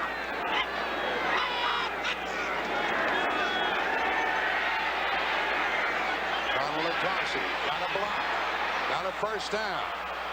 He's out of bounds back at the 47 of Atlanta, and a 1st down. Is he a good piece of property? He sure is. He's just a make-happen kind of back. He gets his hands on the football. He's going to make people miss. He jukes in, jukes out, gets up the field really fast. I'm surprised. You know, he's at 205. He's not a big guy, but he's a stocky kind of player. That's 14 yards. You know what we're watching here? We're watching a crafty veteran quarterback. Jaworski picked the opponent apart. He really is. You know, he said in talking to him yesterday, it's going to take me a little while to figure out what Marion wants to do against me, but once I see it a little bit, I'll feel more comfortable about how I want to attack it. He's been more successful in the 2nd quarter and here in the 3rd quarter. Toss to Latasi. He gets more good yards. Would Jaworski like to beat his former coach? I think he'd like to beat anybody, but this day is a special day for him. You know, and we talked about it earlier in the broadcast. He was benched by Marion Campbell last year for 3 weeks. They went in with Randall Cunningham. The game that the Washington Redskins played against the Eagles last year, we were beaten by Randall Cunningham. And I happened to talk to Ron at that point. He was not happy, but it's part of the game. I don't think I've ever heard a coach say in quite the fashion that Ryan said to us yesterday, we're going to win the game. Made no bones about it. It is 2nd down. Swing out here to Haddix. Tough to tackle. First down with that extra effort. He is down to the 36 of Atlanta, and another first down. The tackle by Kaysen with Wilkes. Now who's getting tired? Well, the sun's got under a little bit, but still, you've been out there banging heads against big people all afternoon. It'll make you tired. Still 85 degrees here in Atlanta. Mike Pitts has come in for Bryant right now to give the big defensive guy a blow. Mike Waters checks into the offensive backfield. Pittsburgh by 4 over Cleveland. There's 13-0, fourth quarter. First down call. Waters the up back. Uh-oh, fumble. And Philadelphia got it back. They got a lucky bounce. They got a lucky bounce, and Byers got it back. Byers recovered it, and Mike Gann, number 76, was looking at it. Well, here Jaworski's going to hand off to Byers. Byers never really closes down. You can't quite see it, but the ball comes in. There it goes out, right through his legs, and right back to him. Gann went right under Gann, right back to Byers. The Eagles have had the ways of the bounce today. That's the third fumble, I think, today that they've recovered themselves. Second down, 11.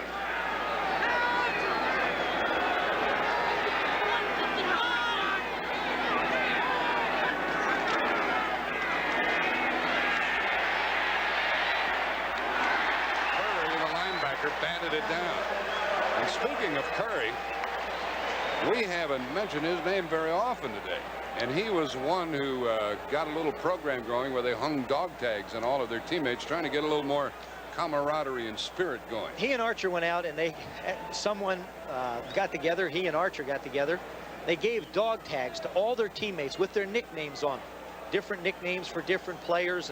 And they just feel like, and talking to Jeff Van Note, he feels like it's a good thing for a young football team to gain some identity and have some awareness of one another. I think that's one of the keys to winning, is to care about one another. Third down and 11. Still Jaworski.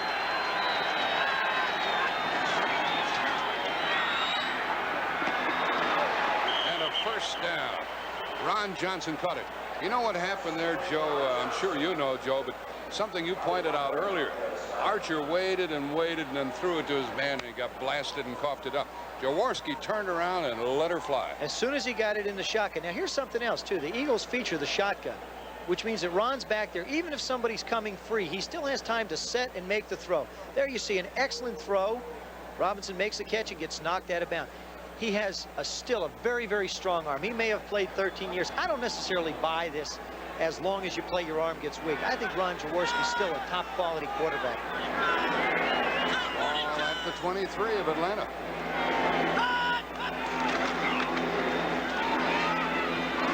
And Byers gets 3. This has been a long drive. This has been going ever since the miss. We'll see, try to figure out how long the Eagles have had the ball. They've had it for 6 minutes. About 6 minutes, yeah. 6 minutes. And we're coming to the end of the third quarter with the Eagles leading 10-0. Second down and 7. The tails have been turned a little bit. The Eagles now are in a ball control situation, something the Falcons have not been used to. This is the 12th play of the drive. Latasi is in the backfield. He's in the pattern. He threw it away, and so the Eagles will have third down coming up. 10 seconds left in the quarter. Case and Butler were providing heavy coverage. I've been very impressed with the way Ron Jaworski has handled this football game. His team was struggling early, but yet he's still making good decisions, not trying to force anything when they get down into an area to score. McFadden's tried the long field goal. He's kicked one already. I bet he's thrown 3 away. At least. So, you know, you figure that's take away 3 passes, so you're 11 for 19. That's not a bad afternoon. But he's doing the things that a quarterback has to do to make his football team have an opportunity to score. Costello, Crudit, Johnson, and Britt all check in for Atlanta. Third down and 7. Wraps it off short. No first down. Caught by Latasi at the 15. And that will be the end of the third quarter. And when we come back, Philadelphia will probably be trying to add a field goal. The end of the third quarter with a score, the Eagles 10, Atlanta nothing.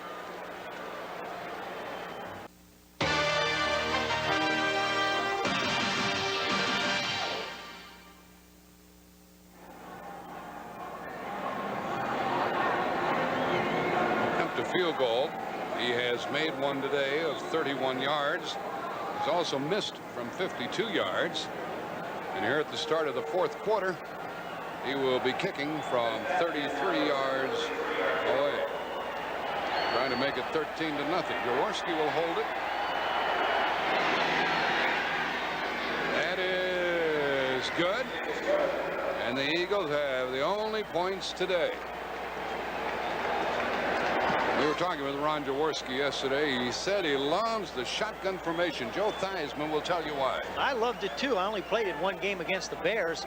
Here you see him back 6 yards. Now he would normally be under the center right here, but he's back 6 yards. What happens is this guy outside is going to come running flat free. He's going to be unblocked and just come firing in. If he was under the center, he would not have an opportunity to make the throw and set up the field goal. By being back there, he can get the ball off to Totalatasi and make the completion. There you see him make the catch, and there the guy comes unblocked. He gets the throw off. It's only a few yards, but it'll help make for a successful field goal. It's the difference between a completion and a sack. And a sack would and a 33-yard field goal and a 40-yard or possibly a punt. So McFadden, after they kept the ball for 6 minutes and 49 seconds, makes it 13-0. And there's Jaworski along the sideline, feeling good. Now remember, they have stopped the #1 offensive team in the league coming in. The kickoff by McFadden to either Stamps or Williams.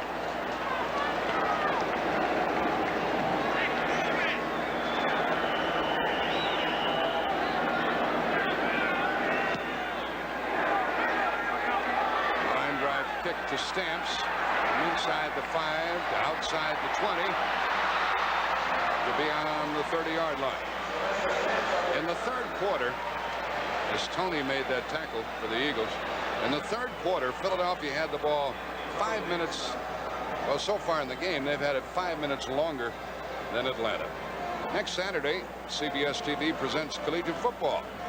There's a big rivalry up in the state of Michigan. The Wolverines take on the Spartans. Michigan's ranked #4. They'll try to avenge a loss 31-0 last year. It starts at 2:30 Eastern on CBS Sports next Saturday. Ball from the Atlanta 33, and they better do something.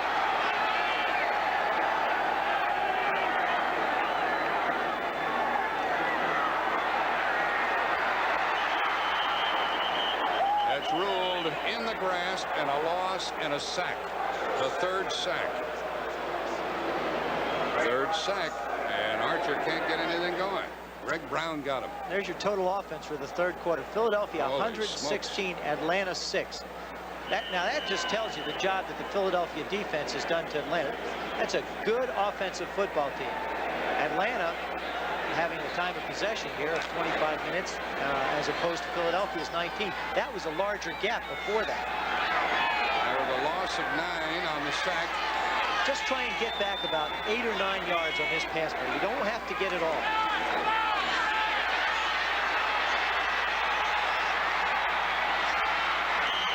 And he ran for a few. Ken Clark was after him. But Clark's a little pooped right now after that dash across the field. Or in the fourth quarter, that game up for grabs with the Giants leading by 7 at St. Louis. Here we have 14-13. Now the Raiders way behind at one time, leading Kansas City in the third quarter. And in the fourth quarter, the Lions ahead of Houston by 8. And New England's going to win another. Archer didn't have an opportunity to sit in the pocket on that when he had to scramble around. He picked up 7 yards on the play and wound up with now 3rd down and 12. This is not the situation that they want to be in.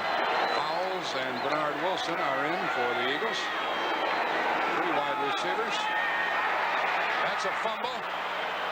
And Philadelphia has it. Philadelphia has it as Albert Fowles got in and recovered the ball after the hit by Gary Cobb. What's the point? That's the difference in the shotgun. You see Archer is under the center. Fowles is going to come in on right in the center of your screen. Fowles is going to rush. Now there comes Cobb outside. Archer sets and he gets hit just before he throws the football. Looked like he almost dropped it. Well, he has to drop back and bang, he gets hit just before he wants to throw the football.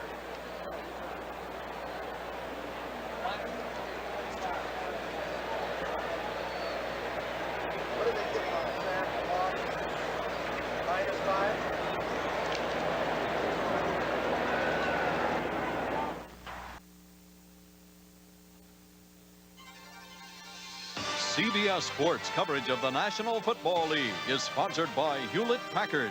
The people who turn your... From the Atlanta 25, the Atlanta defense is under the gun. Byers found no place to go and ran into Rick Bryan and gained only a yard or two. And the Falcons cannot afford to give up even another field goal. No, they cannot. And you know what's interesting is Byers gets run out of bounds. Now, it was 13:50. Well, actually, the clock is still going. They kept it going. But as a quarterback, what happens at this point in the game, Jaworski gets in the huddle and he says, look, I don't want to belabor any points, but hang on to the football. You don't want to tell a back specifically, don't fumble, but make a general statement and say, look, you've got to hang on to the football because we're in charge of what's going on. Second down and 9.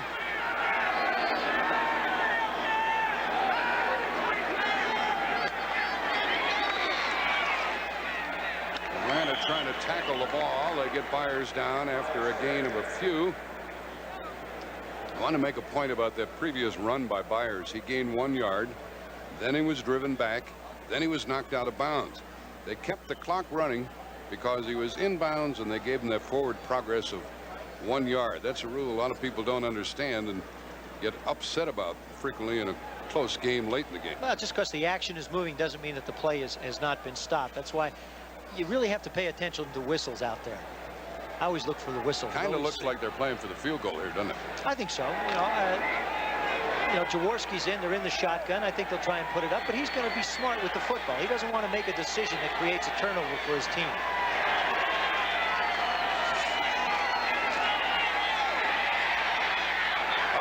There goes Totalatasi. First and goal. Well, they weren't playing for the field goal, but I don't imagine they thought Totalatasi would do what he did when he caught the ball. This guy is something. Here you see Totalatasi right here at the right part of your screen. What he's going to do is he's going to come out and hook. Now, Jaworski, he doesn't want to throw the ball deep down here. He wants to control it, save it for the field goal. He'll make the pass as Totalatasi comes out. Ron sits in the pocket, makes the completion. There you see him set back in the pocket. Totalatasi does a nice job of starting inside, back out. There's now... Runs away from Brett Clark. Absolutely. He's done this all afternoon. He's just made people miss. Kaysen chased him and caught him, and it's first and goal, and Byers, who has no rushing touchdowns, gets a yard or two, and a flag is down.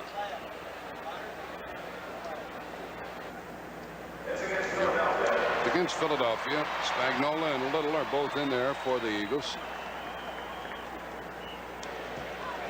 This changes your defensive philosophy and also your offensive coaching philosophy. When you're down there on the 3-yard line, illegal motion, number 88, 5 yards, still first down. You can continue to run the football, pound it out 4 plays if you want. What happens now is now you're back around the 9-yard line. You've got to think about the pass as a possibility. I wouldn't be surprised to see him come out and try and run again, but sooner or later in this sequence right here, they're going to have to put the football in the air. On defense, they had to put their smaller defensive backs back in. Quick and Kenny Jackson are the wide receivers. Quick to the right, Jackson to the left. Spagnola on the left.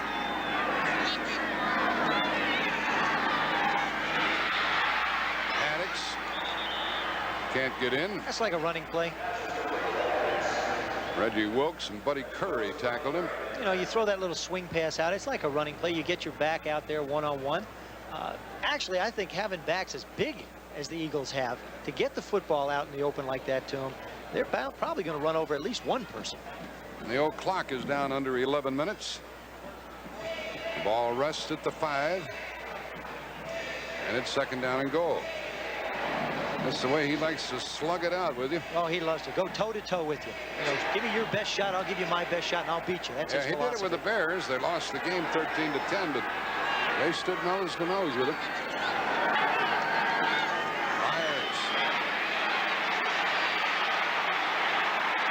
With all that, got about 1.5 yards. Excellent play by Rick Bryan, turning Byers back into the pursuit. That's a tough thing to do as a defensive lineman. Here you'll see him right on the, where are we here? On the left of your screen, you'll see Bryan as the defensive end. Number 77. 77 will come firing across. There he is. He makes Byers turn back. There it is. That's a lot of man. He beat the block of... Beat the block outside, turned him back into the pursuit. Brady and Williams made the tackle at the 4. And it's 3rd and goal. That's one tired man right there.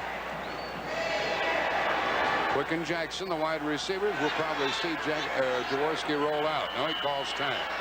Timeout called with 9:35 remaining. Philadelphia is down to 1 timeout now. And it's 3rd down coming up. Buddy Ryan said, "What's up, kid?" Jaworski said he's really relaxed. He's not nearly as uptight as some of the other coaches I've had. It's been a different thing for him. Under Buddy Ryan, you know, guys go out, defensive linemen are punting. They're much more relaxed about how they're approaching the game.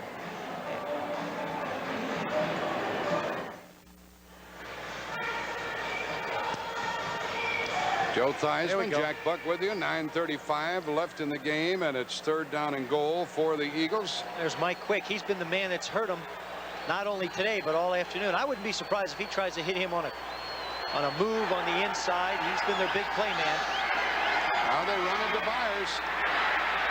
Well, you know, Joe, that was the decision a coach made. If they make it 16-0, it's almost the same as a touchdown at this stage of the game. Yeah, as a quarterback, you want to try and throw it in. You know, Ron's playing real smart. You take a shot. If you get it in, you get 6 points. If you don't, he throws it away, and you still wind up with a field goal. I think they're playing it close to the vest. Their defense is playing well. You're right, 16 points. They're going to need 3 scores to catch them. There's only 9 minutes to go in the ball game. It's a good decision. McFadden has kicked good from 31 and 33. And this will be 22 yards. He missed one earlier from 52. And it's good. And the Eagles are in great shape. With 8:51 remaining in the game, they're on top 16-0, and Buddy Ryan figures he'll have 2 in a row under his belt as he goes to the Meadowlands next Sunday to play the Giants. And then they have Dallas in Philadelphia. If I were a Philadelphia fan, I'd get turned on a little bit, wouldn't you, Joe? Yeah, I think they've done some things very positive. You know, they played very well against the Rams, who are a division opponent last week. Here against the Falcons, a division opponent, they're playing very well. Washington's going to be 5-0, however, when the day is over. They've lost to Washington in the opener, but they're a much different football team than they were when they played Washington 5 weeks ago. The Giants are in control of their game. Cowboys play on Monday night. Eagles will go to 2-3, back in the hunt. The nice thing is they're going to have to start playing one another. The Giants have not played Washington or Philadelphia yet. St. Louis still could be a thorn in somebody's side if they get people healthy.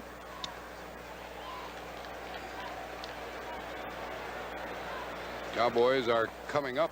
Right, not on Monday night. That's The Eagles just kept the ball for 5 minutes and 18 seconds. Before the last field goal, they kept the ball for 6 minutes 49 seconds. They have done what the Falcons would like to do, and that's hold on to the football. This is sort of a reversal type of a game. Falcons came in wanting to keep the football. They've not been able to. They've missed opportunities when they've had a chance to score. The Eagles, on the other hand, really have got 2 of the finest receivers in football in Quick and Jackson, and yet Tuttle Atasi's been the big play man in passing. Quick making the big ones. And the Eagles have had the ball 10 minutes more than Atlanta. From the 12, it's Stamps. They've got it covered over there. And he is out of bounds near the 20-yard line. Crawford made the tackle. Coming up on CBS, when this one is over, the Cowboys travel to Mile High Stadium in Denver to take on the Broncos and John Elway. Herschel Walker has already made his presence felt in the league and sometimes makes it look ridiculously easy. And John Elway, well, you learn more about him at halftime today in the NFL Today. And he can put the ball in your hip pocket. I happen to think that John Elway could well be the best quarterback in football this year. And against the run, how's Herschel going to do today? He could have a tough day. Denver's ranked #1 against the run. You know what's really deceptive, too, though, is Philadelphia's ranked 28th as we look at this.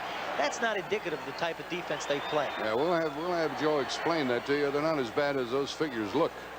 From the 20-yard line, Archer throws to Cox. And he gets a first down, and he's out of bounds. That's a big play. Evan Cooper latched onto him. Tell us why those figures lie a little bit. Well, I think that the reason they lie is because, even in talking to Coach Henning, what happens is the Philadelphia defense will gamble and blitz. And as we talked about, that's one way to stop the run. What happens is if you blitz linebackers and somebody breaks through, you're going to wind up with a 30 or 40-yard gain. But you're going to stop them 6, 7, 8, 9 times for 1-yard gain or minus gains or no gains at all. Therefore, your yardage is way out of whack with the performance that your defense is doing. That's the first down this half for Atlanta. They're at their 36. There's the linebacker Johnson. And a sack, the 5th of the day against Archer. This is where the 46 defense creates a problem. They bring the 2 linebackers over to one side. When you're behind, right? When you're behind and you have to throw the football, they're going to come flying after you. Now, here it is. The Falcons are going to go with no huddle. They've come back out on the line. They're still blitzing them. They lost about 8, and that's incomplete, and it'll be 3rd and long, and Archer's shaking his head, trying to get it out to Dixon. I think he's shaking his head a little bit. He's also got to be a little bit concerned with the pass protection that he's getting. It's not that the offensive line of the Atlanta Falcons is not good. They're all very good football players, but the scheme that Buddy Ryan has puts constant pressure on you, and sometimes, even if they go back into zone, it's hard to get the ball off. This quarterback, Archer, is from Soda Springs, Idaho. He's come a long way. Sure has. And he's got a long way to go this afternoon. 3rd and 18.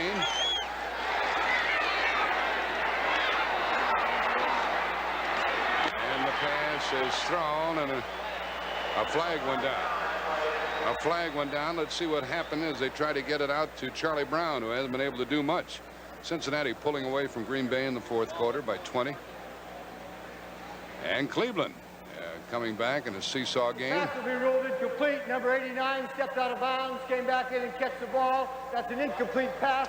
It'll be 4th down. If you go out of bounds and come back in, you cannot be the first one to touch the ball. Incomplete, 4th down. That was also a screen play set up to the back. As Archer tried to roll to his right, he wanted to throw back. The back wasn't there. He got caught up in all the defensive linemen, had to go downfield with the football. It's been a busy punting day for Rick Donnelly. And the Eagles will get the ball with 8:04 left. This is the 6th punt for Donnelly.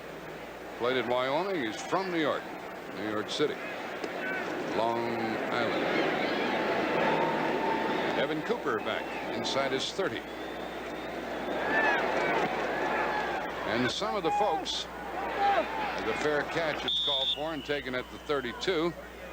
Some of the folks head for the exits, but I know you folks in Philadelphia want to watch all of this. The Eagles lead 16-0.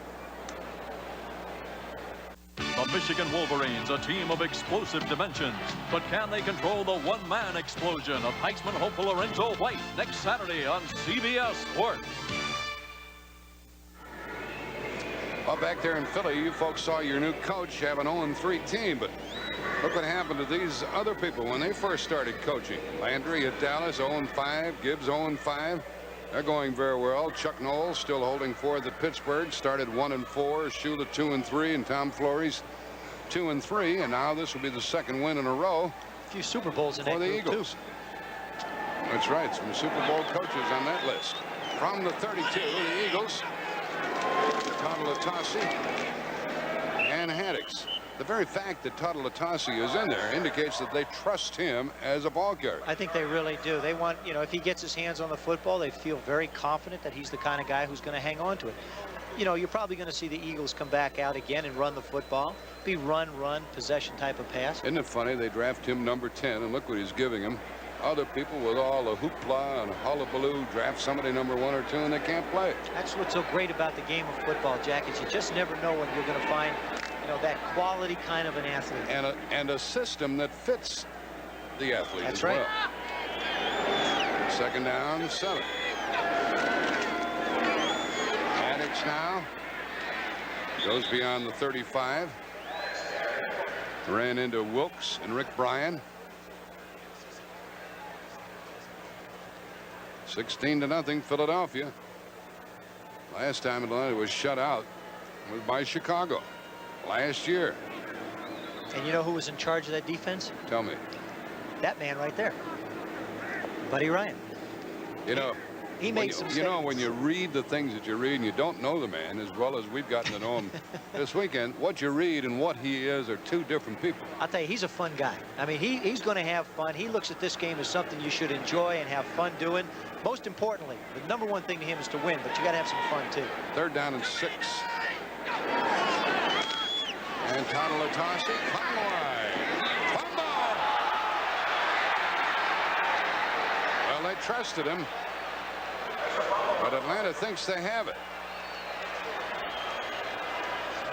Atlanta thinks they have the ball. No, Philadelphia still has it, and that's a 1st down. Here we were talking about the sure-handedness. Now they run a little sweep with the off-back right in the middle of your screen. Jaworski makes the play. Hands off to Tautalatasi with the guards pulling. Now he gets that ball out away from his body. Gets hit from behind.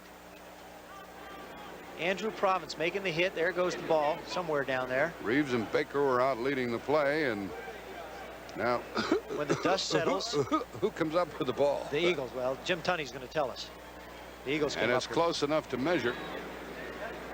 There's Rick Bryant.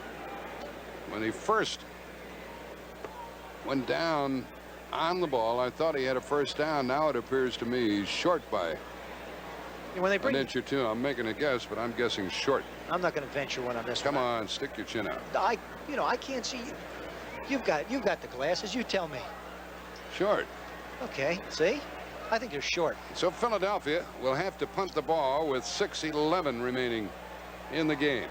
You know, that front line of the Philadelphia Eagles has done a fine job all afternoon. We talked about the #1s and the quality of athlete up front for the Atlanta Falcons. Gillespie, Reeves, Fury, Baker, Mitchell, Little. They've really controlled the line of scrimmage and enabled Philadelphia to have a running game and give Jaworski a chance to throw the football. Spagnuolo didn't start, but he did play. Quick caught an 8-yard touchdown pass. McFadden kicked a 31-yard field goal, a 33-yard field goal, and 21. And this is the 6th Philly punt. Telchik to Floyd Dixon.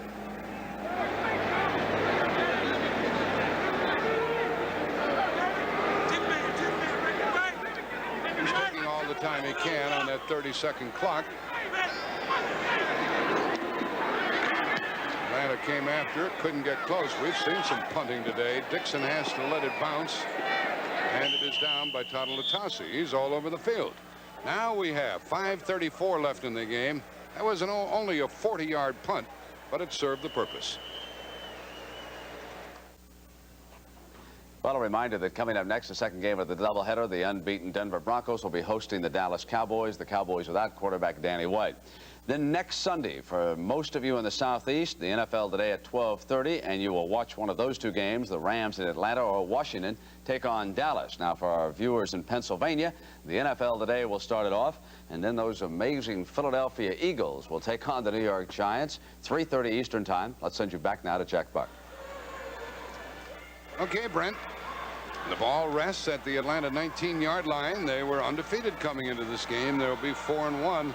That always tightens up that division with the Rams and New Orleans and San Francisco. Scores of other games for you. It's 16-0 here in favor of the Eagles. And the Giants lead by 7 in the 4th quarter at St. Louis. Washington by 8, a final score over New Orleans. New Orleans played them tough. And Cincinnati widening the gap against Green Bay. They lead by 20 in the 4th quarter. Archer has played the entire game. Kurt Schonert is the backup quarterback.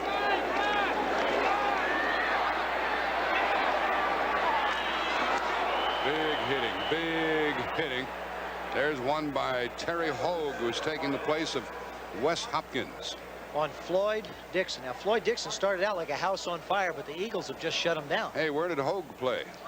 He's a Georgia man, isn't he? How about them dogs? Them dogs can hit, I'll tell you that. Right here in the bottom of your screen, you see Archer scramble around. Them dogs can bite. Yeah, well, he jumps up and bites Dixon right here. Bam! That's a nip. 5:28 remaining. Wise and Hunt, Charlie Brown, and Dixon are the wide receivers.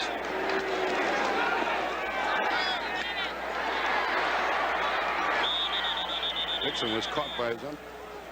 Atlanta's got to get the ball down the field if they want to get back in this football game. Brown, Dixon, and Jones. They've kept Brown shut down pretty well today. And that was Evan Cooper on the hit again.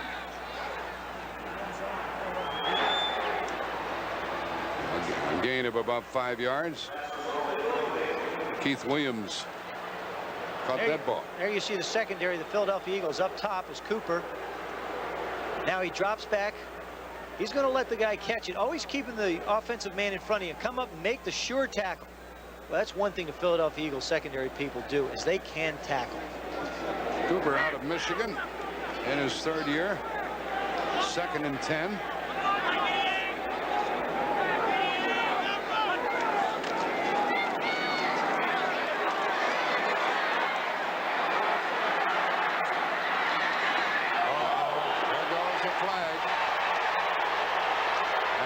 Gets up swinging.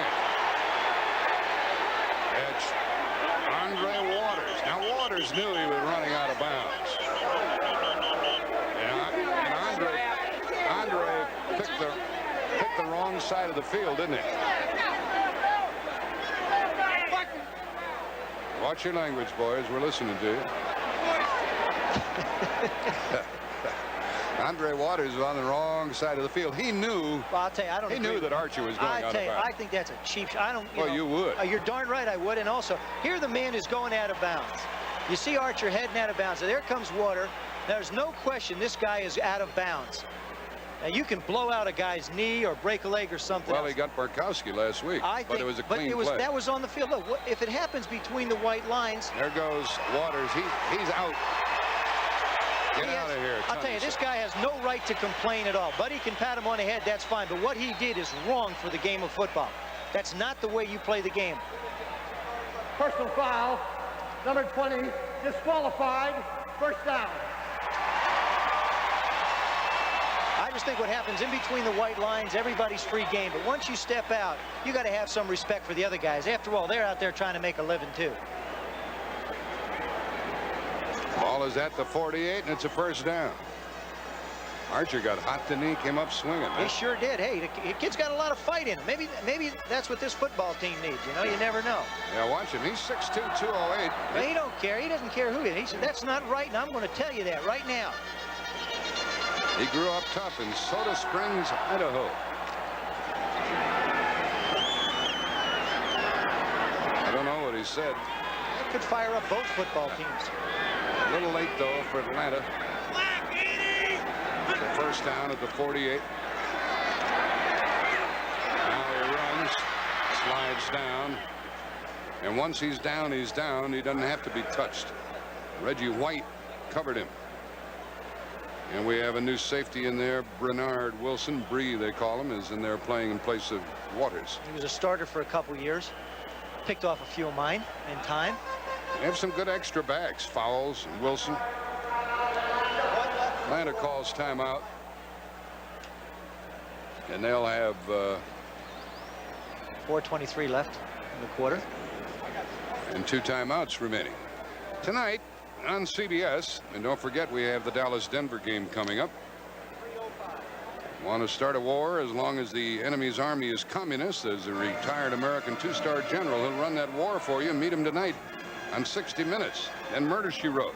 Following Murder, Linda Evans and Jason Robards Jr. star in a new CBS miniseries, The Last Frontier. All of that coming up.